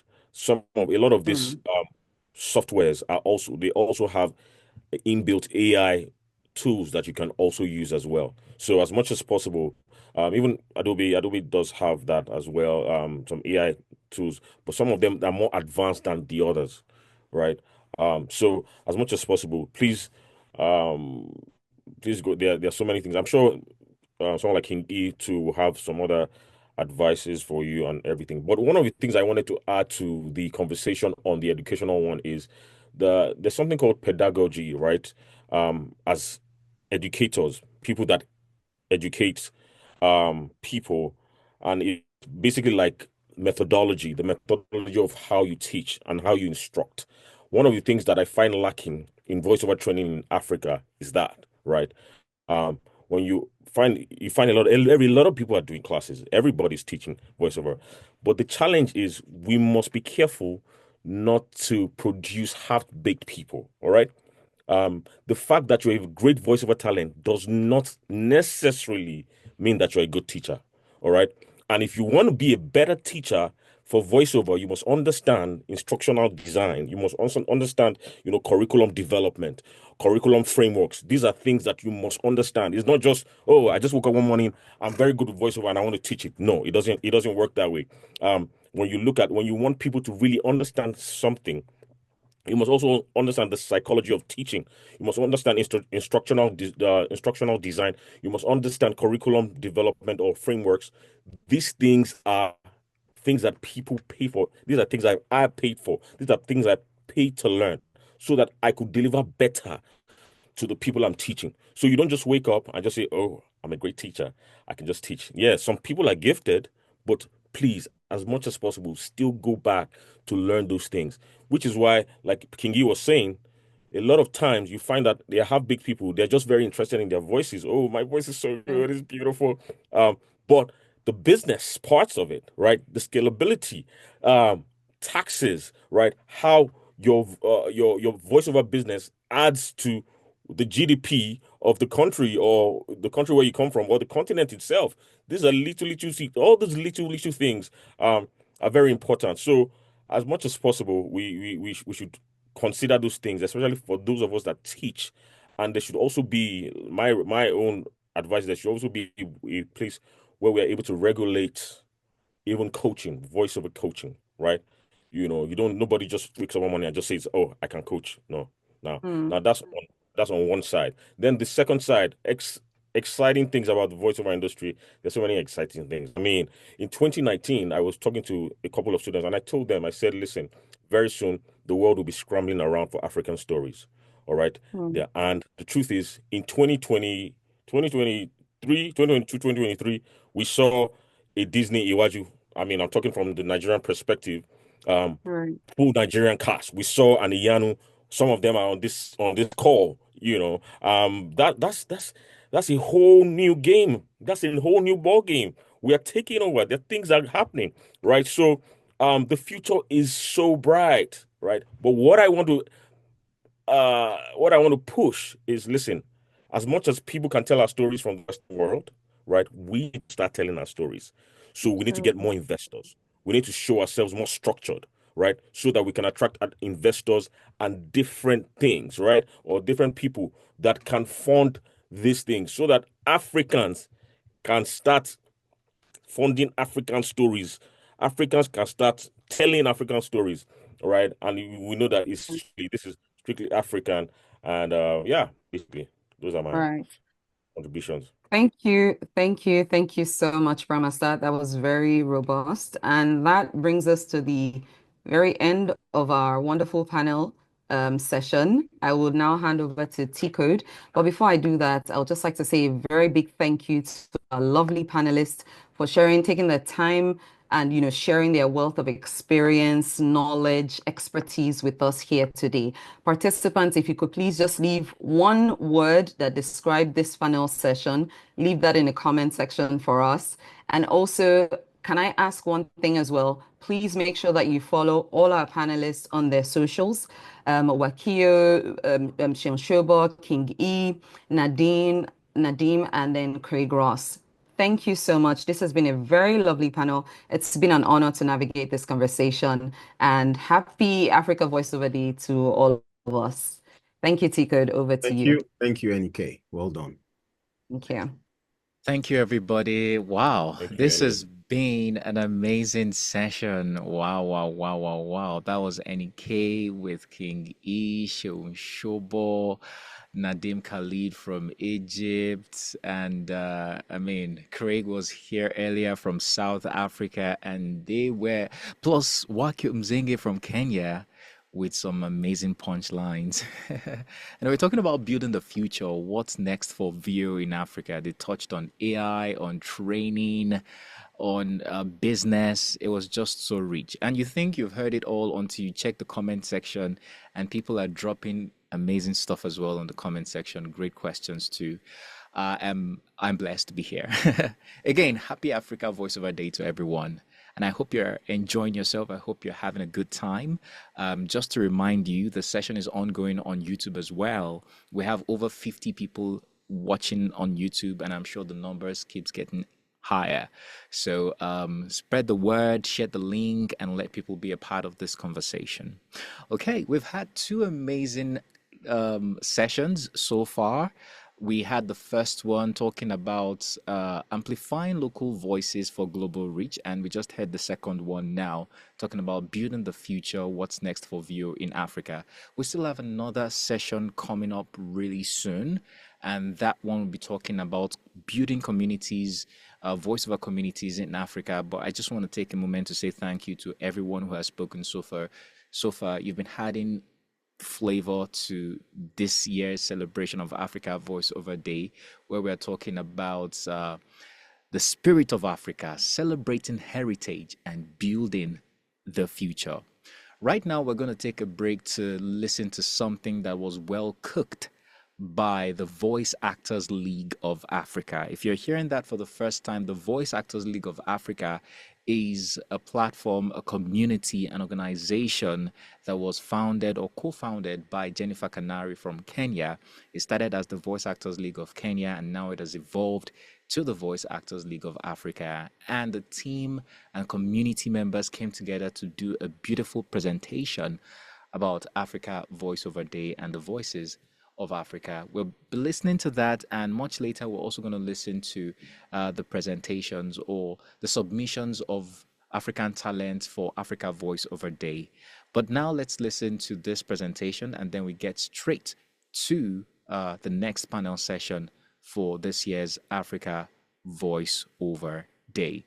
I'll be sharing my screen now, and I hope you enjoy this fabulous presentation. I'll be right back, guys. Enjoy.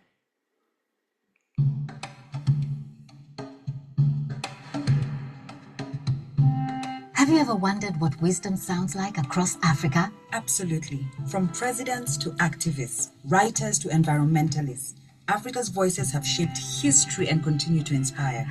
And today we're honored to share some of those voices with you. That's right. The third cohort of VALA's Mentorship Accountability Program, also known as the Kickers, has put together this special production. So travel with us through the continent, starting from the VALA headquarters corner of East Africa, through these select quotes from remarkable African figures. Their voices tell a story of resilience, leadership, and vision. I'm Jennifer Canary. And I'm Doranya Bokeh. And we are the mentors of the VALA Mentorship Program. So sit back and listen and let the voices of Africa inspire you in VALA's tribute to great African voices. And Africa Voiceover Day. That's right, Africa Voiceover Day.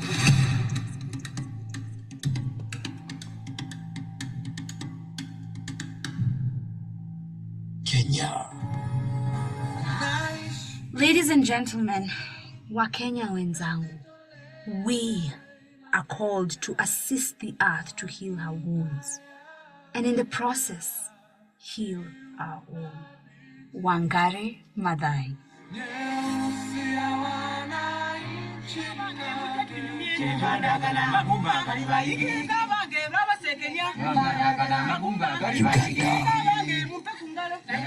In the Pearl of Africa, where no one should be poor, poverty is rooted in injustice. Winnie Byanyima.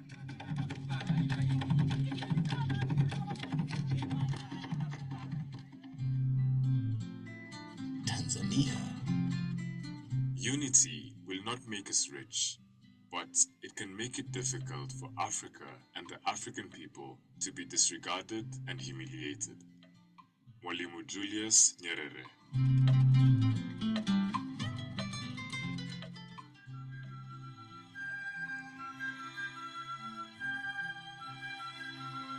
Ethiopia. Throughout history, it has been the inaction of those who could have acted, the indifference of those who should have known better, the silence of the voice of justice when it mattered most that has made it possible for evil to triumph. Haile Selassie.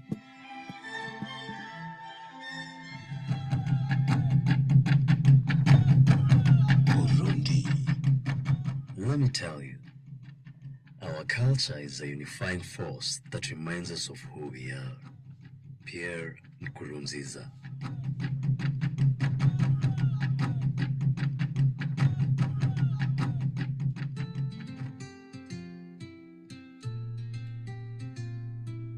Rwanda. Never refuse anyone who asks you for help. If your pockets are empty, give them hope. Your every action must be born of kindness. Your every word spoken with love. Live as God would have you live, and others will be inspired to do the same. Immaculée Ilibagiza.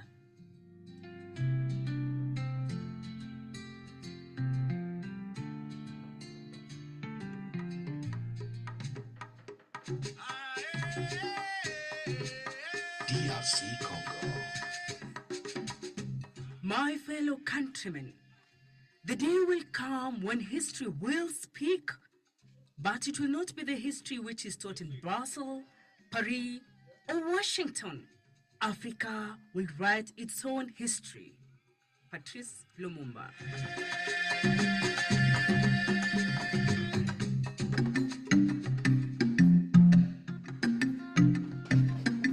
Nigeria. Until the lions have their own historians, the history of the hunt will always glorify the hunter. Chinua Achebe.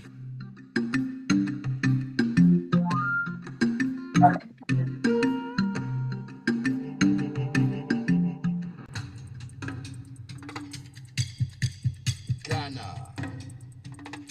I am not African because I was born in Africa, but because Africa was born in me. Kwame Nkrumah.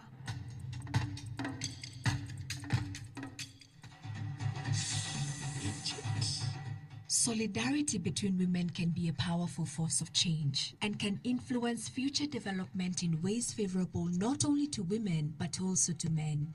Nawal Elsa Adawi.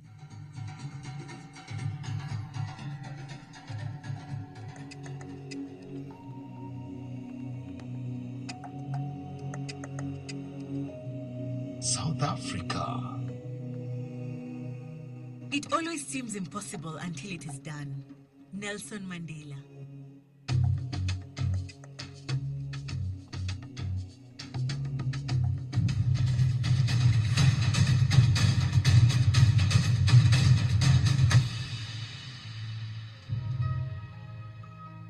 VALA's tribute to great African voices was created and produced by Jennifer Canary, Dora Nyaboke, and the VALA Cohort 3 team, The Kickers. Executive producer, Jennifer Canary. Executive producer, Dora Nyaboke. Cast in order of appearance and country quote. Anna Mwende Wambua, Jennifer Canary, Matthew Mwadhime, Assumpta Kanyoni, Michael Mureithi, Dora Nyaboke, Mercy Hahukani, Grace Kibera, Sarah Mwaitete, Winnie Karaoke, Jerita Mwake, Moses Shira. Sound design, editing, mixing, and mastering, CG Moses of VUCA Studios. Visual production, Dr. Tayo Opakunle. Special thanks to Eric Wainaina for his song Daima Mkenya. Naishi natumaini najitolea daima Kenya, hakika ya bendera ni uthabiti wangu, nyeusi ya wananchi na nyekundu ni ya damu, kijani ni ya ardhi, nyeupe ya amani. Daima mimi Mkenya, mwananchi mzalendo. Copyright notice. No part of this audiovisual production may be reproduced or distributed or used without express permission from VALA, the Voice Actors League of Africa. This production was produced in April 2025. Wow, that was amazing.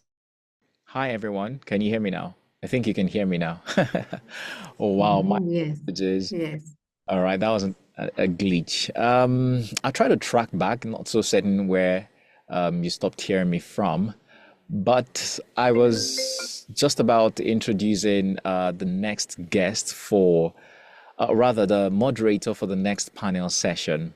Now, he's a fantastic gentleman who has been a voiceover artist in Ghana for a few years now, and he is the host of the newest podcast on the continent for voiceovers, the VO Playbook podcast. He's the founder of Ghana Voice Actors Community, and he's actively involved in building a vibrant voiceover community in Ghana.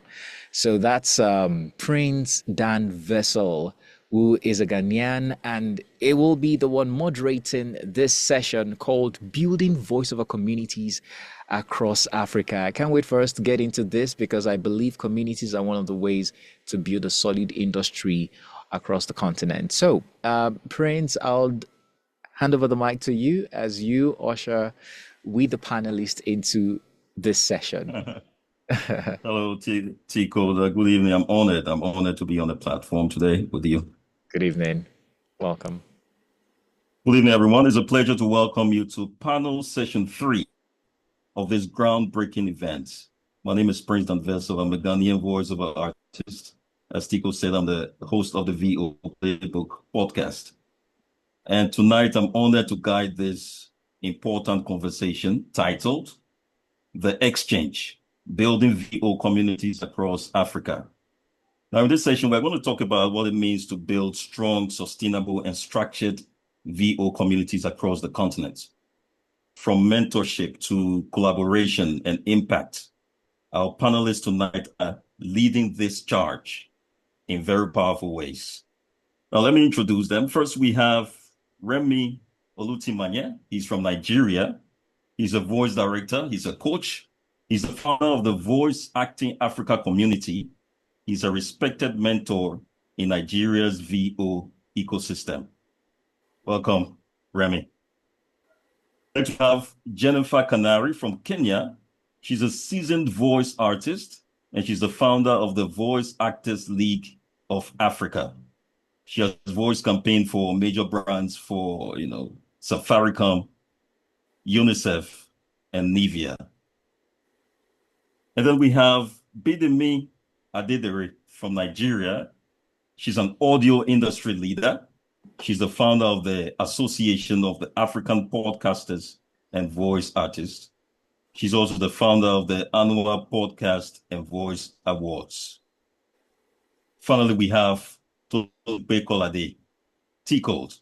He's a multi-talented voiceover creative known for raising the bar in voice performance and mentoring across West Africa. He's the founder of Voiceovers Nigeria, and he's also the host of Everything Voiceover podcast. And I must say, I'm honored to be on the same platform with you guys.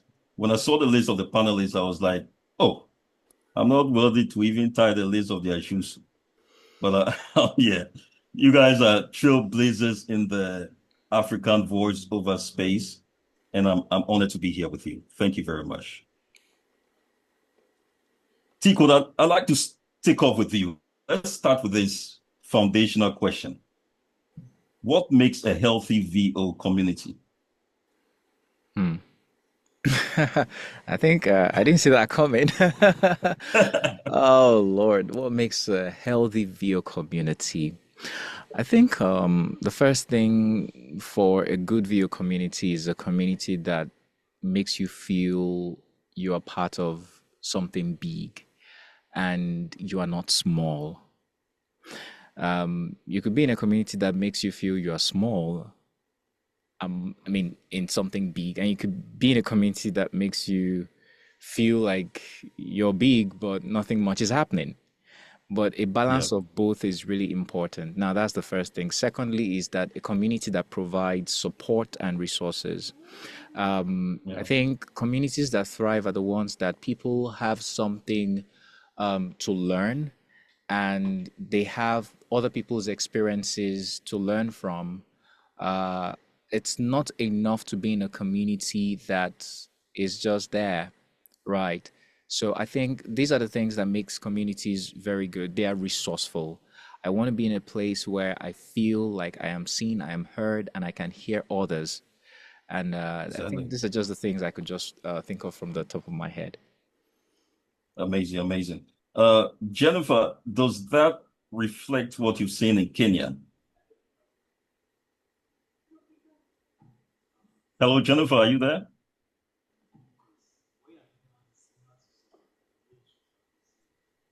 Yes, having issues here, but I'm on and I'm here. Okay. Yes, and yes, piggybacking on that, what Tolu said, that is exactly what we're seeing in Kenya. VALA began very, very humbly, the Voice Actors League of Kenya.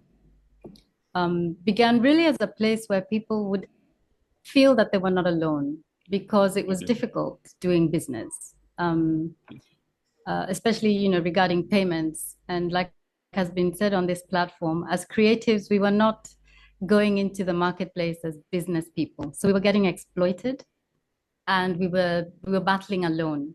And so one of the main things that happened was we created a rate card. And because the community was beginning to come together in one space, we could begin to teach people about the structures that help business be easier. Okay. Thank you very much, Jennifer. Remy, want to add anything to that? Yes. Hi, friends. I'd actually been itching to meet you, and I'm so happy it happened here in public. Yes. Full transparency. It's an honor to be here with you, sir. So, let me put it this way. One of the things that we tend to overlook when it comes to the term community is commune. That's also the same root word that we get the word communication from. And as such, it is by communicating that we add to ourselves. It is by communicating that we add to the experience of our lives from moment to moment. Just to, as a raw personal example right now, who Prince Dan Vessel was 10 minutes ago is not who Prince Dan Vessel is now, because of the things that you have learned. Yes. So I believe that itself is the heart of community. It's also meant to be a place of safety, because the thing that tends to silence the best of us is this question going to be stupid? Exactly. And in the communities, I mean, I invite stupid questions because it's not you need everybody to agree that it's stupid. You can't just sit on your own and decide that it's stupid. And more often than not, that stupid question is the same question like 300 people had, but they were afraid to ask. So, community, we have the courage. Somebody has the courage to step forward and ask that stupid question, and the answers that they get solve so many problems. I'll give you just one very common stupid question. So, should I tell them how much they should pay me? Or yeah, you're laughing. Exactly. Right? This is the real question that people were so scared to ask because they were worried they would look stupid. I was like, you have a rate card? No. I said, okay. This is how you do it. And from there, people became more educated and the community got stronger because of that, more confident because of that. Yeah. So yeah, that's my addition. Yeah, thank you very much, Remy. Thank you. So, Bidemi, you've built a continent-wide platform. What has been your biggest win and perhaps your biggest challenge in building a VO platform or community? Okay, so Bidemi is not around. I know you weren't expecting my voice next, but she wasn't able to wasn't able to make it. So I would wonder if you would like to redirect the question to someone else, or if you still want it from an ABVA perspective, I just might be able to share some insights. So it depends on. Okay, Tcode, you're on, so please you can answer that for me. So could you take the question again?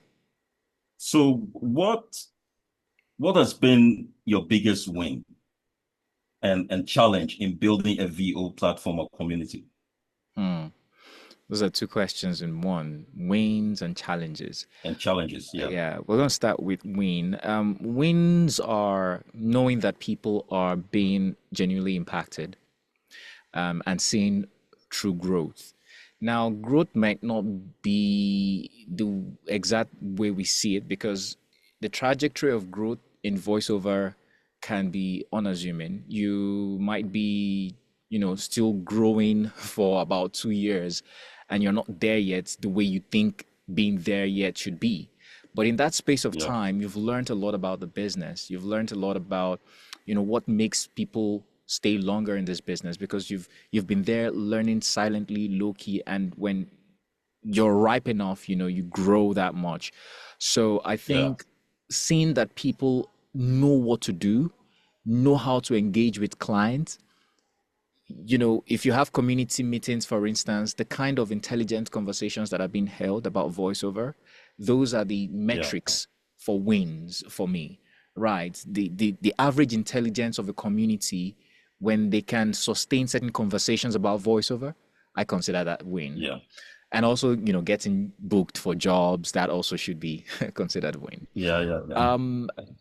For challenges, I think there's a lot of the challenges are usually back end challenges as far as I'm concerned because it takes a lot to serve a community. Community is about service first of all. So if you're in the leadership of a community, you have to do a lot of sacrificing. You would Yeah. sacrifice your time most especially because every now and then somebody has something, a question to ask, needs the resources, needs an answer. Sometimes they take it out of the community, they come straight into your DM and you just have to serve them. So that Yeah. is a challenge, but it's also a good challenge because it shows that your community is serving.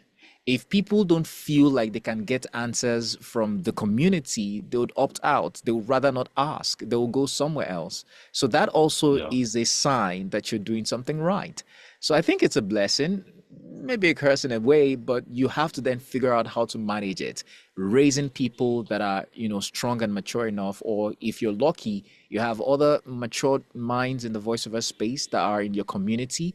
They'll go a long way in helping to administer service and resources and answers to questions that that persist in the voiceover community. And by the way, I just want to mention the perspective of community that I'm sharing is more of a community based on people who are trying to grow the business. Voiceover communities can be in different natures. You could have, for instance, an association, which is still also a community. You can have an Yeah. alumni body, which is also a community. But I'm talking about an open community for voiceover artists like we've built at Voiceverse and also at APVA, that's the Association of African Podcasters and Voice Artists. So I'm just going to Yeah. stop there. I hope I Okay. made some sense. It's been very helpful. Yes, very helpful. Remy, you've mentored many voices. How has your journey been? I'm going to do something very unorthodox. I'm going to borrow the questions that you asked because I think they give the best frame for it. All right, so you may blush, you may blush. Tcode is one of my top 10 wins in my 23-year career. Yeah. One of my top 10 wins easily. I won't even, you see, he's blushing. I I'm won't trying even, not it's to not even blush. something. Let me, can I Thank you. can I also chip I'm this honored. in? Can I Yes, also chip this in? please. Tcode was the one who inspired me to start the VO playbook. He also inspired me to form the Ghana Voice Actors community. So I owe a lot to him. Yeah. He's such an inspiration to me. Yeah. Okay. No, Okay. Yeah. So he's Just going to blush well today. please pardon me. Please pardon me. Thank you so much for giving for acknowledging that. But I also want to transfer that to Remy, who started this, because Remy inspired me as well to start the voiceover podcast. Is one of my inspirations. Before I did the voiceover, everything voiceovers podcast, Remy had started a podcast called the African Voice Directors Diary or something like that. And I listened to about 3 episodes of that. He also started the Voice Acting Africa community. So Remy has been an inspiration for a lot of us. Just want to chip that in. So thank you very much, Remy and Remy, thank you very friends. much, sir. Thank you. Thank All you. right. No, it's true. The way I look at it is that the fire that I shared with Tulu wasn't wasted. Yes. Yeah. So the thing is that when it comes to my experience in this work, there are usually things that would test you. And depending on where your mind is, depending on where your focus is. So I'm first and foremost an intellectual. I look for what works, what has proven to work, and see how I can add my signature on it. One of the challenges that I come across, not with me, but with voice overs and voice actors who are coming up, is the lack of confidence. So I've learned one of the things I've learned is that the glue of community is a story that is told about the community to the community. So I remind people of the stories that they have and use those stories to arm themselves. Yeah. I'm not talking about telling a story and going out there to try and slap somebody in uniform and say that you represent the new colonial structure. No, not that. Not that. But the very best performances that we have come from the stories that we have, that we hold inside. The other challenge, which is personal, is making sure that you keep putting out things of quality. As in, you just have to. And I'm grateful to be the first African to be ranked #1 for animation voiceover by Voiceovers, and the first African to be ranked #1 for audiobooks by Voiceovers. Wow. So it's very easy to just sit back and say, well, you can just, you know how to do this work, you know how to, but you need, it's not just by leading by example, you have to be the example and trust that you are visible and articulate enough to be followed. But I promise you, everybody that I met in my community, outside of my community, between different communities, for the fact that you are interested in voiceover, for the fact that you're interested in voice act, I'm on your side already. I'm already on your side. I'm already on your side. Yeah. Thank you very much, sir. Thank you. Thank you. Jennifer, let me come to you. How does community affect sustainability for African voice artists? Not just for now, but long term.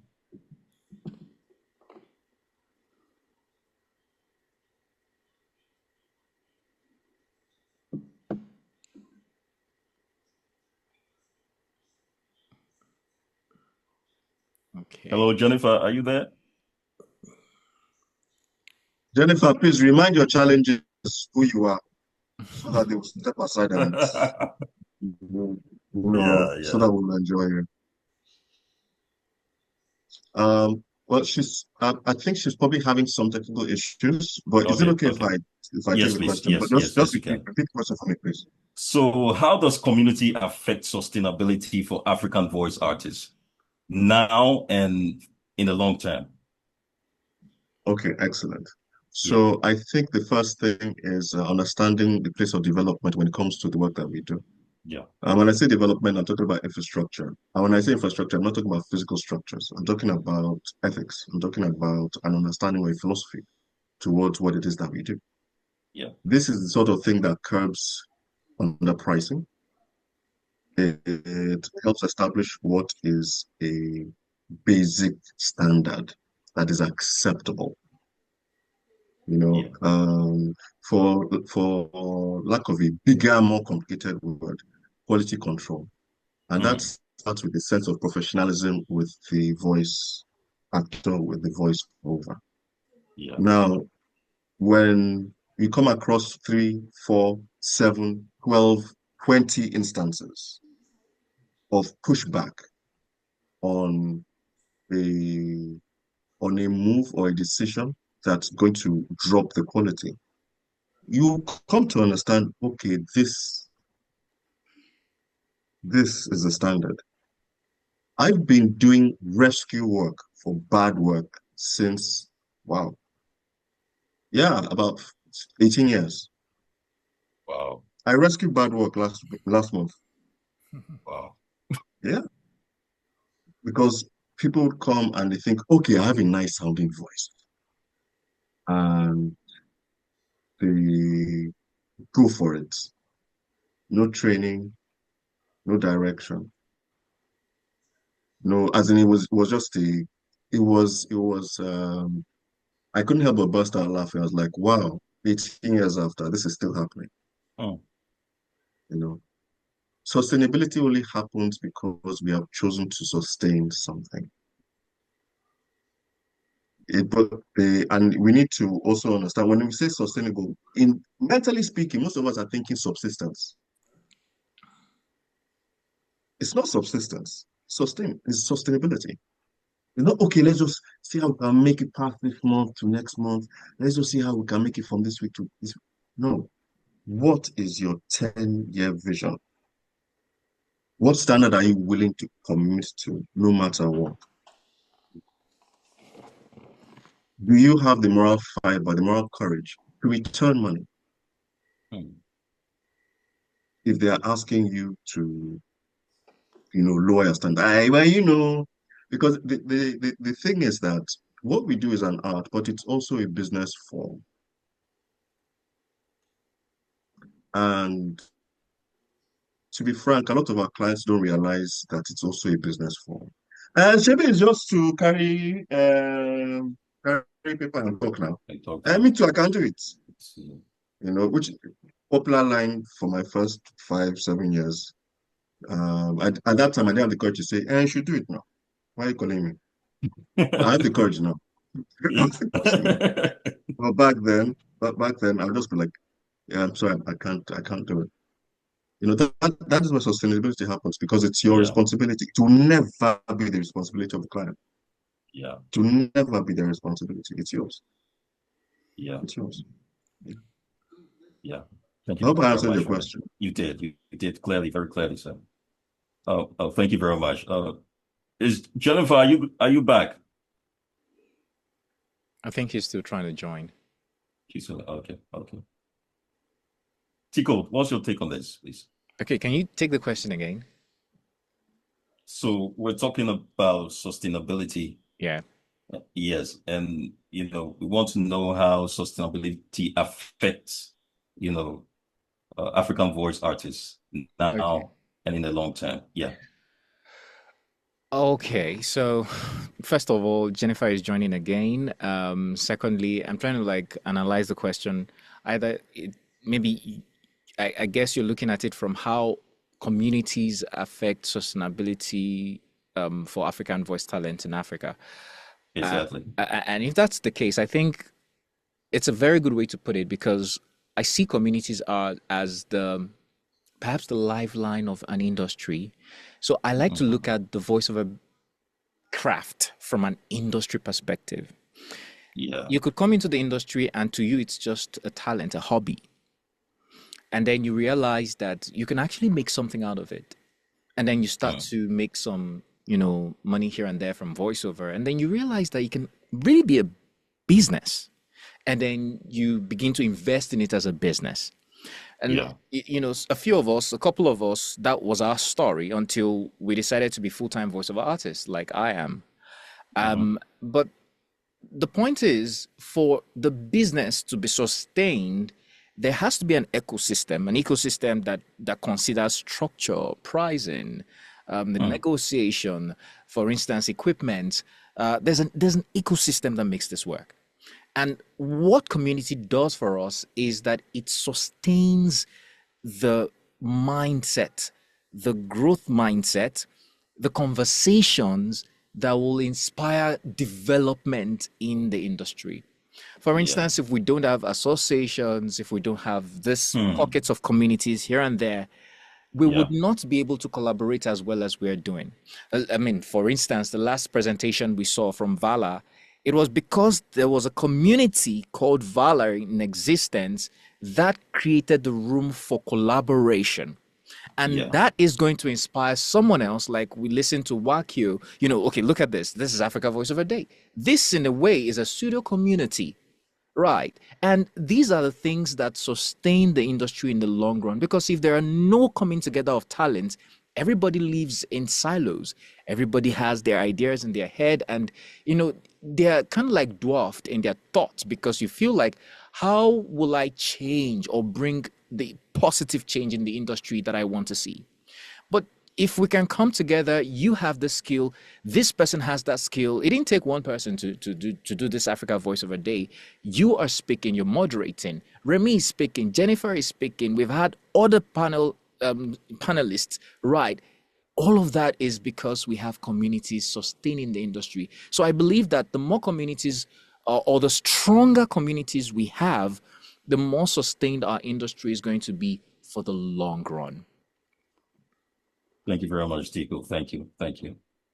Please, is Jennifer back? Jennifer? Jennifer is here. Okay. Holding my breath. But enjoying, yeah, I managed to get back in. Having technical issues. I'm at the coast of Kenya. It's raining. And the internet, yeah, and the dogs, yes. Competition. But glad to be back, catching the conversation. Okay. So this goes to you, Jennifer. What cross-regional collaborations are needed right now in Africa VO space? And what is stopping it from happening? Wow. I think that question will be answered now with events like this. I mean, in terms of what are needed, I have often said that the Nigerians lead in vision with a lot of the quality that now flows back. We see it in the music, we see it in the productions, even in what was done for Africa Voiceover Day. There's a level of excellence that they have in their creativity that we would borrow very much from. In fact, I would love to see that very humble VALA production given a touch of magic by the Nigerians. Not that we can't do it, but then it becomes a larger collaboration. But then just also what was touched on earlier about the communities giving capacity to African production so that we're not always looking for Africa voiceover jobs out there, but we are now creating our own productions. That I think is the future. And when we start collaborating perhaps in the regions, so my challenge, as much as I'm looking to Nigeria, is closer to home. You know, how do I capture the Ugandans, the Somali, the Ethiopians to talk more about East Africa and enhance their voiceover capacity as it waters ours as VALA, so that it's really cross-border. And I'm getting a lot of nuggets just by being in this room, actually, in terms of how to do that. So yeah, that would be my 2 cents. Nice one. Thank you very much, Remy. Remy, what's your take on this, please? All right, so I'll use my I have 2 takes. One unofficial, one kind of official. The unofficial one is Jennifer. What a clever way to just pass the ball to me. Say, you lead, and you do it. No, nothing but love. Jennifer, I'm a member of VALA. Yeah. Jennifer inspired me to join VALA. Yeah.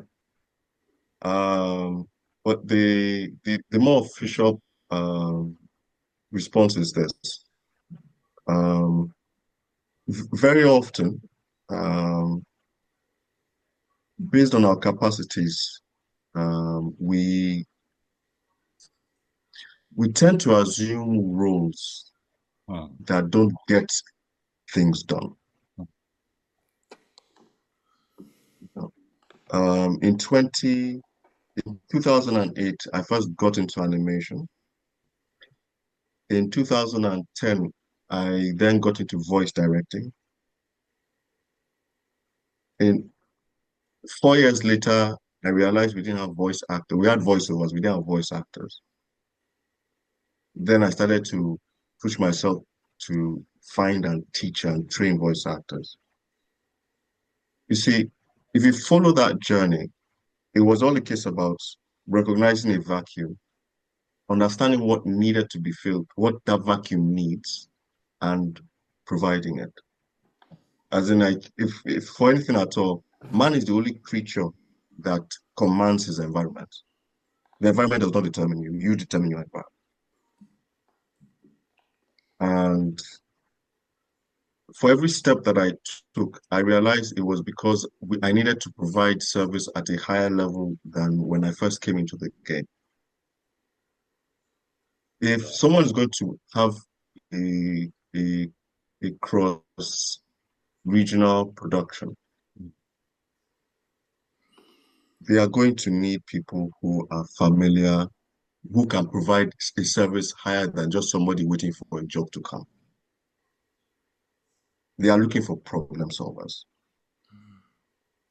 That is what they are looking for. They're looking for problem solvers. We are problem solvers. Believe it or not.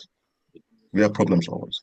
And I believe that the higher you dedicate yourself to levels of problem solving, the easier these sort of things become. As a voice director, I've gotten to a point where when I'm in a production, I insist that I be part of the production decision-making process. And they're like, why? I say, because you might be thinking, oh, I have this bright idea, and you are creating a problem. Yeah. You might be thinking, this is not possible.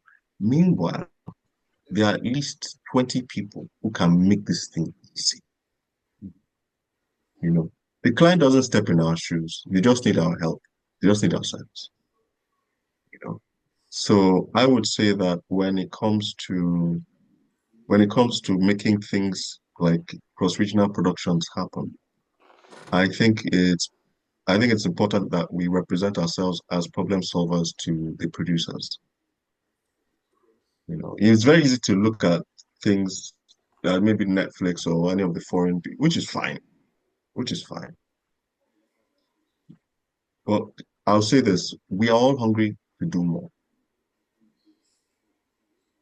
When we come across people in our surgeons who are hungry to do more in their own fields as producers. Yeah. So when we meet, I think it is important that we then present ourselves as problem solvers, as opposed to people waiting for work to be ready so you can come and bring it to us. We need to think like producers. If you already have a microphone in front of you and you are editing, believe me, you're a producer already. Don't all that, I don't have a big office, I don't have a PA, I don't have a driver. If you are recording your voice and you are editing it, just at that bit, you are a producer. You are no longer a member of the audience waiting for, when is the next episode of this series coming out? You are a producer, and you should think as such. Okay. I am going to actively, we are in May right now. I'm going to actively look for opportunities and create something, make something happen by November. I'm saying it here in front of everybody. Yeah. I'm saying it here in front of everybody because as much as I'm hungry for success, I am actually hungry for success for the larger community. I think it will make a statement to people who assume such things are impossible. Yeah. Yeah. Tcode, you want to say something? Oh, no. It's just fascinating listening to you talk about these things. So the I'll tell you if maybe 3 or 4 things that we have cross-regionally, but it's not in the forefront, it's not really recognized. So we are familiar with the L and R substitution in the general Ugandan English.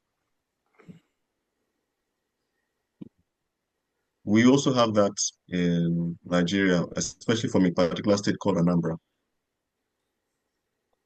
And it may sound, well, okay, fine, it's just a happy coincidence. No, usually these things reflect a similarity in how we think, possibly even in similarity in the kind of stories that we were told, that are told in our villages, in our cultures. I mean, if anything at all, we all share, most of us English, Anglophone African countries, we all share Lord Lugard. Yes. Even I was surprised, like, wait, you mean that guy checked from Kenya and still troubled us in Nigeria? Wow. Wow. But we have so many. See, my head is very full and excited because even this talk about cross-regional collaboration. These are things I've had visions and dreams about for about maybe 14, 15 years. But you don't want to say things that frighten people. Yeah. Like, I know that man is mad. I will be poor by the time he's finished doing what. Yeah, but the thing is that we share a common humanity. Yeah. And unlike the rest of the world, we are so very close to the soil. We are very close to the soil. And very much like the rest of humanity, the stories we tell are literally just reflections of the influences that we've had from great-grandparents all the way down. So yeah, we have amazing stories. We have amazing stories. We have challenges with things like distribution, marketing, exposure. The stories that I have come across on this continent,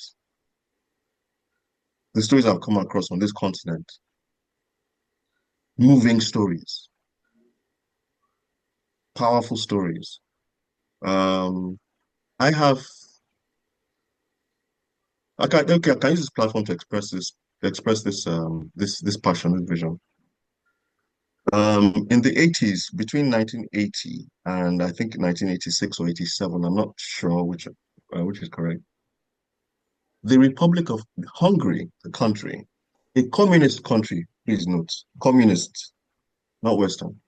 They produced a series of animated series called Hungarian Folktales. Go on YouTube. It is one of the highest. They've not adjusted the animation for technology. It is still one of the highest number of views for anything. Just look for it, Hungarian Folktales. Most of us here are familiar with anime. I've taken off my glasses, so I'm serious. Most of us watch, Japanese animation. It doesn't occur to us that these people are speaking in their indigenous language. It just occurs to, oh yeah, they're speaking Japanese because it's different continents, different, but it is their indigenous language. Yeah. And I remember in the early years of voice acting Africa, there's a time that we got a script and I said, okay, you know what? Everybody pick a role and then interpret what the person is saying in your native language. They're like, are you sure it's going to? I said, just do it. Tcode knows me. I've already solved, before I tell you to do something, I've already done the calculations in my head. I'm like, okay, yeah, this one. So I just do it. Interestingly enough, we had an Asian from India. We had someone from India who was on that call. who was on that in that session. You know, everybody understood each other because the intent was present in the delivery. So yes, please, it's inevitable. I don't mind being the first on the queue. Yeah. I don't mind being the first on the queue. I'll be the first on the queue. I'll be the first on the queue. But yeah, as in like it's inevitable. It will just I'm aiming for timeless. Yeah. I'm aiming for timeless. Not, oh my goodness, this is what they did. No, I'm aiming for timeless. 40, 50, 80 years from now.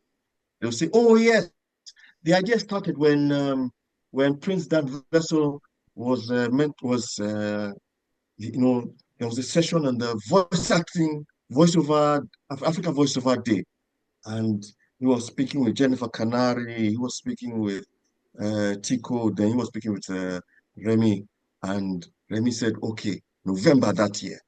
Like, and from then, you know, that is what we know now. I don't need to be present. I just need those stories to make children's lives better. Yeah. So thank you for my rant too. But that November is a promise. It's still a promise. Thank you very much, Remy. I've learned so much from you today. So let's wrap up with this. So what's one thing we all must start doing now to grow stronger VO communities in Africa? One thing. So this will go around and that's it.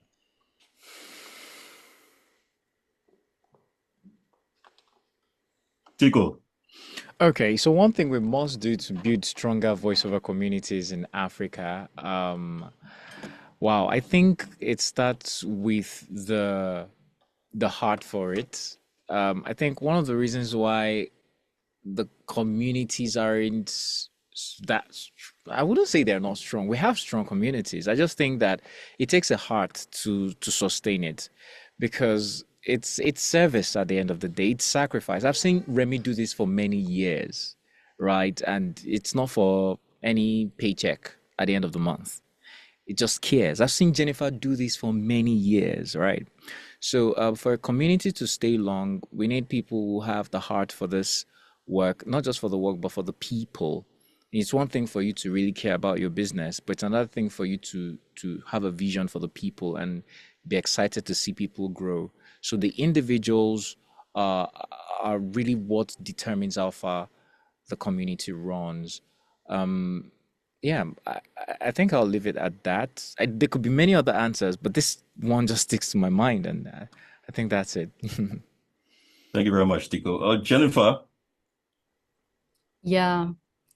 So echoing what Tolu has said, definitely the communities, the administration needs to be tight. And that's one of the things that is challenging, like has been spoken about. But the advantage of the communities, like now with VALA, we've started a mentorship program so that we can work more closely with the talent, and actually from those talent, bring in people who create more hands to help the community move forward, and more vision. Like this production that we did has inspired so many people, because people who knew nothing about voiceover have produced something that's been shown on this platform. Yeah. You know, and it speaks volumes about Africa and a connection to the continent. So yes, the intent has been birthed to reach out and start collaborating at a deeper level. That I think is going to come out of this Africa Voiceover Day. That's true. That's key. And then we must act on it. And so I'll be in touch with everybody to make sure that we don't drop the ball. But like I said, the intent has to start, and we desire it. And sitting on the think tank behind Africa Voiceover Day, that's one of the reasons that we have made sure this day has the kind of platform and amplification that it has. It's so that these collaborations can actually happen. So yeah, the intent has been very much. Thank you very much, Jennifer. So thank you all for for your passion. I thank you all for your honesty today. And I thank you for the work you are doing to build voiceover communities in Africa that last. And thank you to the audience for sharing this moment with us. Let's keep connecting, let's keep collaborating, and let's keep creating. My name is Prince Vessel. Thank you. Enjoy the rest of the program. All right. Thank you very much, Prince. It's nice being in this panel session, which you moderated. Okay, guys, it's Africa Voiceover Day, the 5th of May, 2025. Okay, that was a rhyme. But I'm sure that you're enjoying yourself. Great conversations have been had. We've had our 3 panel sessions.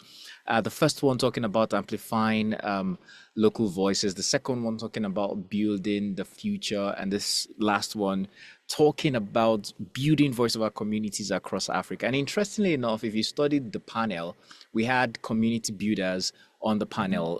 The moderator himself, Prince, who is the founder of Ghana Voice Actors Community, is very, very passionate about building an association and a community for Ghanaian voice actors. And that's the latest community, I believe, in Africa. It's just about a month old, and he has been championing a lot of things. So I would also say, if you're a Ghanaian voice actor and you're listening, you could also check that out on Instagram, Ghana Voice Actors Community. We also have VALA, which is open for all Africans across the continent. That's the Voice Actors League of Africa. I'm a member of VALA. Remy is a member of VALA, and we have different people from different countries also being member of VALA. So check out these communities and be a member of them. Remy is the founder of Voice Acting Africa, also an open community for every African voice actor. You can check that out on Instagram as well. And finally, we've got Voiceverse NG, which is a community and a platform that we are championing here, founded by myself, and we have numerous talents on the community, serving them resources and all of that. This is just, a look into the few things that we've been doing, but been very impactful for the voiceover community in general for Africa. And I want to implore you, if you're still in your little bubble, it's high time to belong or to be a part of a community so that you can feel the pulse of the industry and do what is right by the impacts that you get. Okay, so we're finally, gradually rather, coming to the end of this celebration today.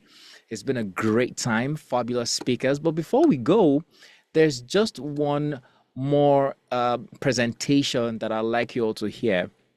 So a couple of weeks ago, we put out a challenge for voiceover artists from Africa, to do a presentation of a particular script in their native language. So if you're wondering what Africans really sound like in their native language, some voice talents in the continent responded to this, and they decided to create voiceovers in these languages that some of you would probably be hearing for the first time right here. So I'd like you to stick around and let's listen to that. And after that, we come to the conclusion, as we would have Jennifer address us as we end Africa Voiceover Day, but not before, or rather, you have to listen to this presentation first of all. So I'll be right back, guys. Let's enjoy this, and I'll be back.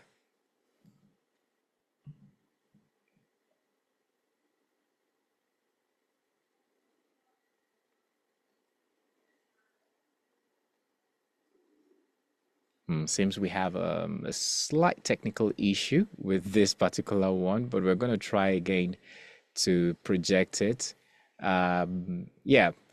While that is happening, I want us to network. I want us to connect. So please make use of the comment section.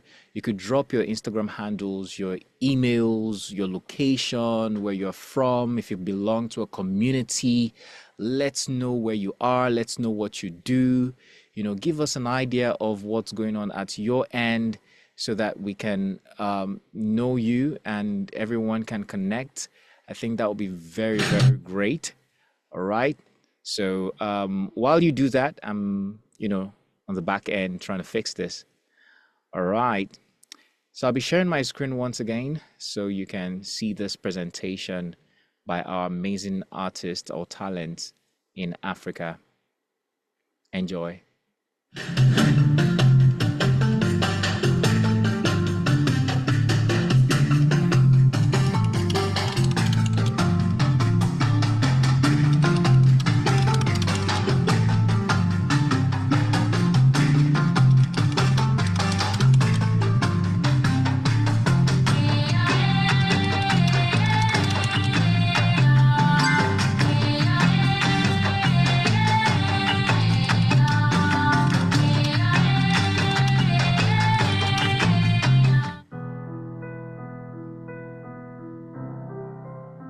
Africa aleyene tó bírí ohun ajá gidi jẹ tó ṣe pàtàkì rí gbanokan ṣe oró erin ìta egi èso bírí èso egi ugba tí ó ní ìkwakwa òwà ẹ̀bọ̀bò ìta ohun gidi jẹ tó náṣí gbàṣí olí tó ní oríire ọ̀fẹ́ bí ara tí ó ní oríire ọ̀fẹ́ dẹ́nẹ̀ bára dẹ́nẹ̀ yọ̀ ọjọ́ olúwe ṣe ohun Áfíríkà.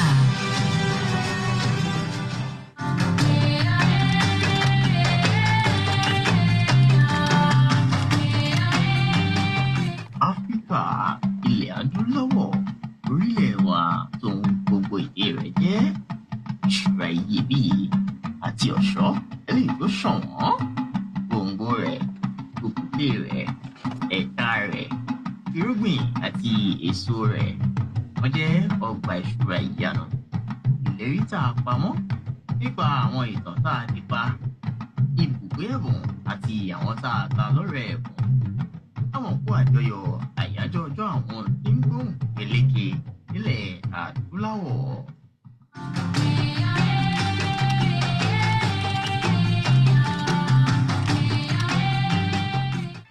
Áfíríkà ìyá ilé ayé gbogbo èdè rẹ̀ ní wúrà àti iyebíye gbòǹgbò igi àti ẹ̀ka nǹkan ọ̀gbìn àti èso ọgbà ìyanu tí ó kún fún ìyàlẹ́nu ìtàn àtijọ́ tí a fi àlàyé rú ilẹ̀ ìbùkún àti àwọn tí a bùkún ẹ kú ọjọ́ ohun Áfíríkà.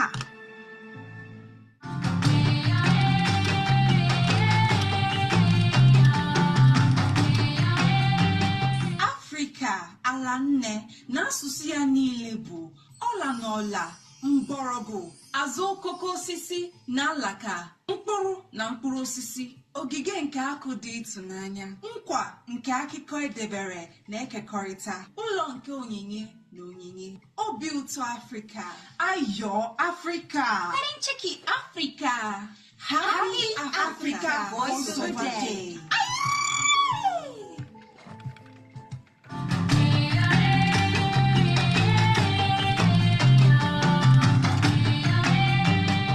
Áfíríkà ilẹ̀ ìyá wa àti gbogbo èdè rẹ̀ ní wúrà àti dúdú ìrà gbòǹgbò opó àti ẹ̀ka irúgbìn àti èso ọgbà iyebíye àti ìyanu ìlérí tí a pamọ́ nínú àwọn ìtàn tí a pè ilé ẹ̀bùn àti àwọn tó ní ẹ̀bùn ayọ̀ ọjọ́ Voiceover Africa.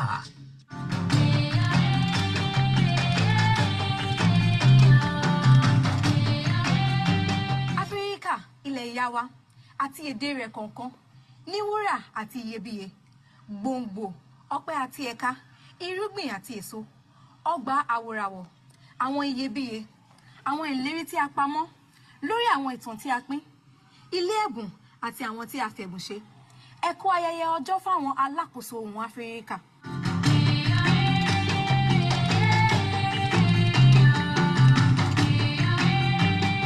Áfíríkà ìyá ilẹ̀ àti gbogbo èdè rẹ̀ ní ewùrà àti wúrà gbòǹgbò òpó àti ẹ̀ka irúgbìn àti èso ọgbà iyebíye pẹ̀lú àyájọ́ àrà ìlérí tí a pamọ́ nínú ìtàn tí a pín ilẹ̀ ẹ̀bùn àti àwọn tó ní ẹ̀bùn Happy African Voiceover Day.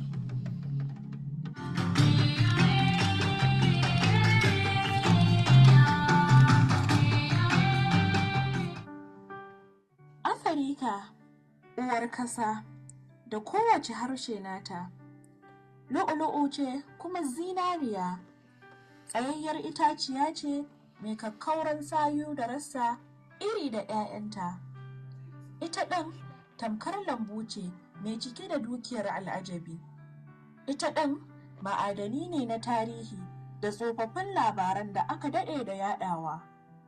Ka kira ta gida mai baiwa da masu baiwa. Barkanku da ranar murnar muryar Afrika mai albarka. Happy African Voiceover Day. All right, that was a performance or set of presentation from people who decided, voice talents across the continent, who decided to celebrate the Africa Voiceover Day by being a part of the challenge that we put together. And that's the Africa Voiceover Day challenge. I want to say a big thank you to all of you. That was amazing. And it was beautiful to hear these different languages. In case you're wondering what they were saying, in English, it was Africa, the motherland, and her language is the germ and the jewel, the root, stem and branches, the seed and the fruit, a garden of treasures of wonder, the kept promises of stories shared, the home of gifts and the gifted. Happy Africa Voiceover Day. Beautiful scripts given to us by Remy Olutumai. Maybe many don't know that Remy used to be, or is still, of course, a copywriter and then a professional one at that.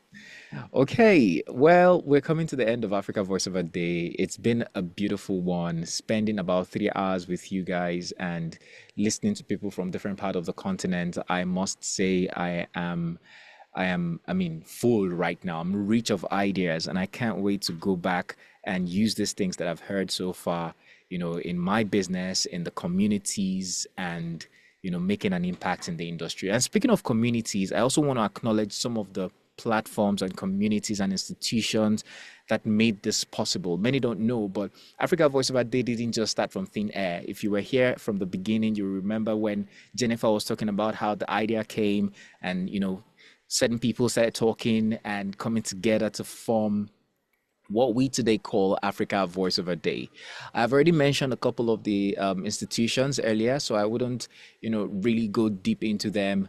But the ones that I have not really mentioned, I'm going to be talking about them. So for Africa Voiceover Day to be a reality, we had many institutions come together, VALA, Voiceovers. But let's also mention the Voiceover Workshop and Media, which has been training African voiceover artists for years now, founded by King E, who also is the convener of the Voiceover Conference, one of the biggest voiceover conferences in Africa. And it has been for about 4 years now, and 5 and counting. So, it's a training institution in Nigeria, and it spreads across the rest of the world. And the Voiceover Workshop and Media is one of the solid partners making this event work. We want to say a big thank you.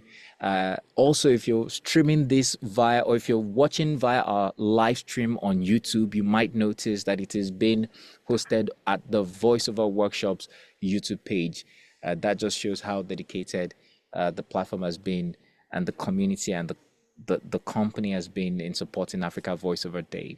I also want to talk about another similar establishment that has been uplifting African talents for it's getting close to a decade now, at least 8 years.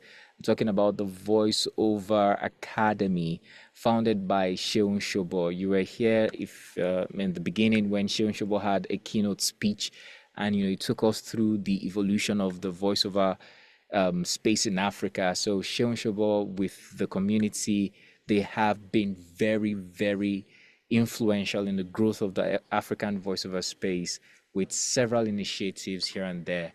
And now Dive VIO, yes, that's the latest platform from there. So they're also supporting the Africa Voiceover Day. We also have the Association of African Podcasters and Voice Artists, APVA. The APVA is very much known for organizing the APVA Awards, which is the African Podcast and Voice Awards. It's been around since 2021, and we have, because I'm also a member of the APVA, we have been supporting voiceover artists, podcasters, and spoken word artists in the continent So it's an open community as well. You can join this community. You can also be a part of the other ones I've mentioned earlier. It's all for the progress of voiceovers.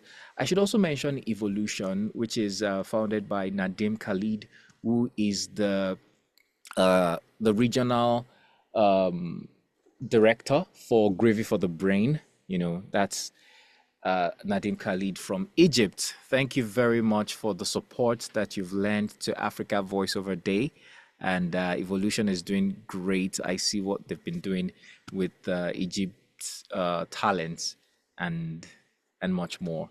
Yes, we also have Voice Acting Africa. Yes, I've mentioned Voice Acting Africa earlier, founded by Remi Olutimai.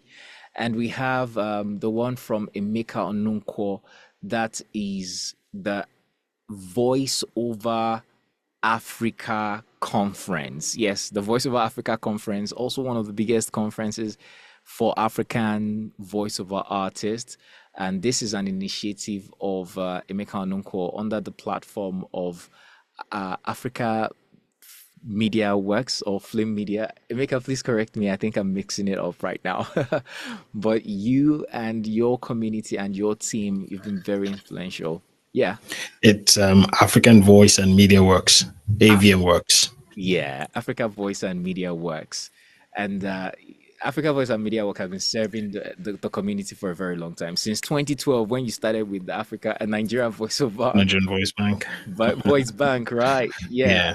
So thank you so much for your support for Africa Voiceover Day. We have Leslie Kasumba, who is a Ugandan, South African talent, a very talented personality. She's the founder of She Speaks Africa, and that just goes to show how passionate she is about the voice or the audio industry in Africa. And she's been lending her support to the Africa Voiceover Day event since its inception in 2024. I don't think I'm missing anybody, but if I am, please let me know. But that's it for the platforms that came together, team up together to see Africa Voiceover Day a success. And also to the people who have been behind the scene as well. Of course, we have the amazing granddaddy. He used to be the elder, now he's granddaddy, Chilulemba. Chilulemba, thank you for being very, very instrumental to the development of the voiceover industry in Africa. Is a veteran in the industry, and if I start reading his profile, we'll be here till another 30 minutes. But yes, I'm going to now pass the mic to Jennifer Canary as she gives us the final words for Africa Voiceover Day. And but I want you all to know that it's been a great time, especially from my end here, being the host of this event, and I can't wait for us to have the one for 2026, because I'm very sure that would have made remarkable progress. The things that we've said here, a lot of us would have put it into use, and we'll see a bigger and better Africa voiceover community. All right, so this is me from me to you rather, signing out. My name is Tula Kolade, aka Tcode. And thank you for being a part of this. Now over to you, Jennifer Canary, as we call this a wrap. Thank you, Tolu. So my computer just crashed, which is amazing tonight. Wow. But I made it back here because I really wanted to give an inspirational sound out. So bless, thank goodness for the phone. Backup for your backup, people. So yes, this has been an incredible evening.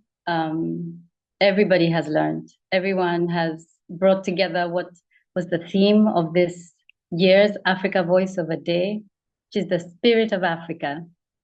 We've seen that in action today. Celebrating heritage, building the future. And so as we go away and think about everything that has been said today, one of the key things that has been said is join the voiceover communities, because as you can see, we're connecting. The threads are joining. So as you stay within your voiceover community and cross over to the other ones across the continent, the things that have been shared today, by your questions and by our interactions, they will live. They will continue to live and be nurtured. And those ideas that have been shared can become productions and can start, birthing, and we can start seeing these things come together. So I just wanted to recognize that today we have seen the celebration of heritage from all the veterans who have spoken. Thank you to everyone, because the veterans lead by example and with passion. And then we see the new entrants into voiceover. So many people who joined in from Kenya are very new voiceover actors, but they're here and they're learning. And the structures that are being formed are for you, by us, again, collaboration. And so this is what synergy is. This is what unity is.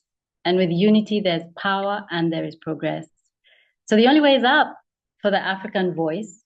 And African voice, the Africa Voiceover Day continues to be the day we celebrate, but it doesn't stop here.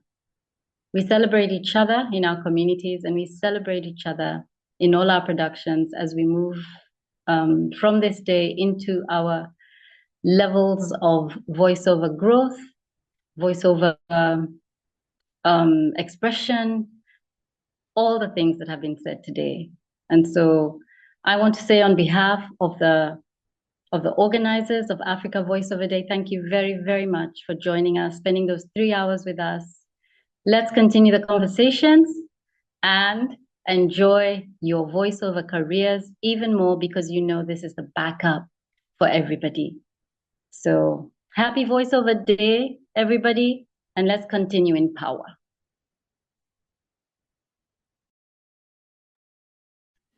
All right. Good Bye, night. Good everyone. night, wherever you are. Good Bye night, bye. Jennifer. Good night, everybody. Good night. Good night, Thank you. Kachifo, Kobwa. Good night, everyone. Night. Thank you. Thank you too. Bye.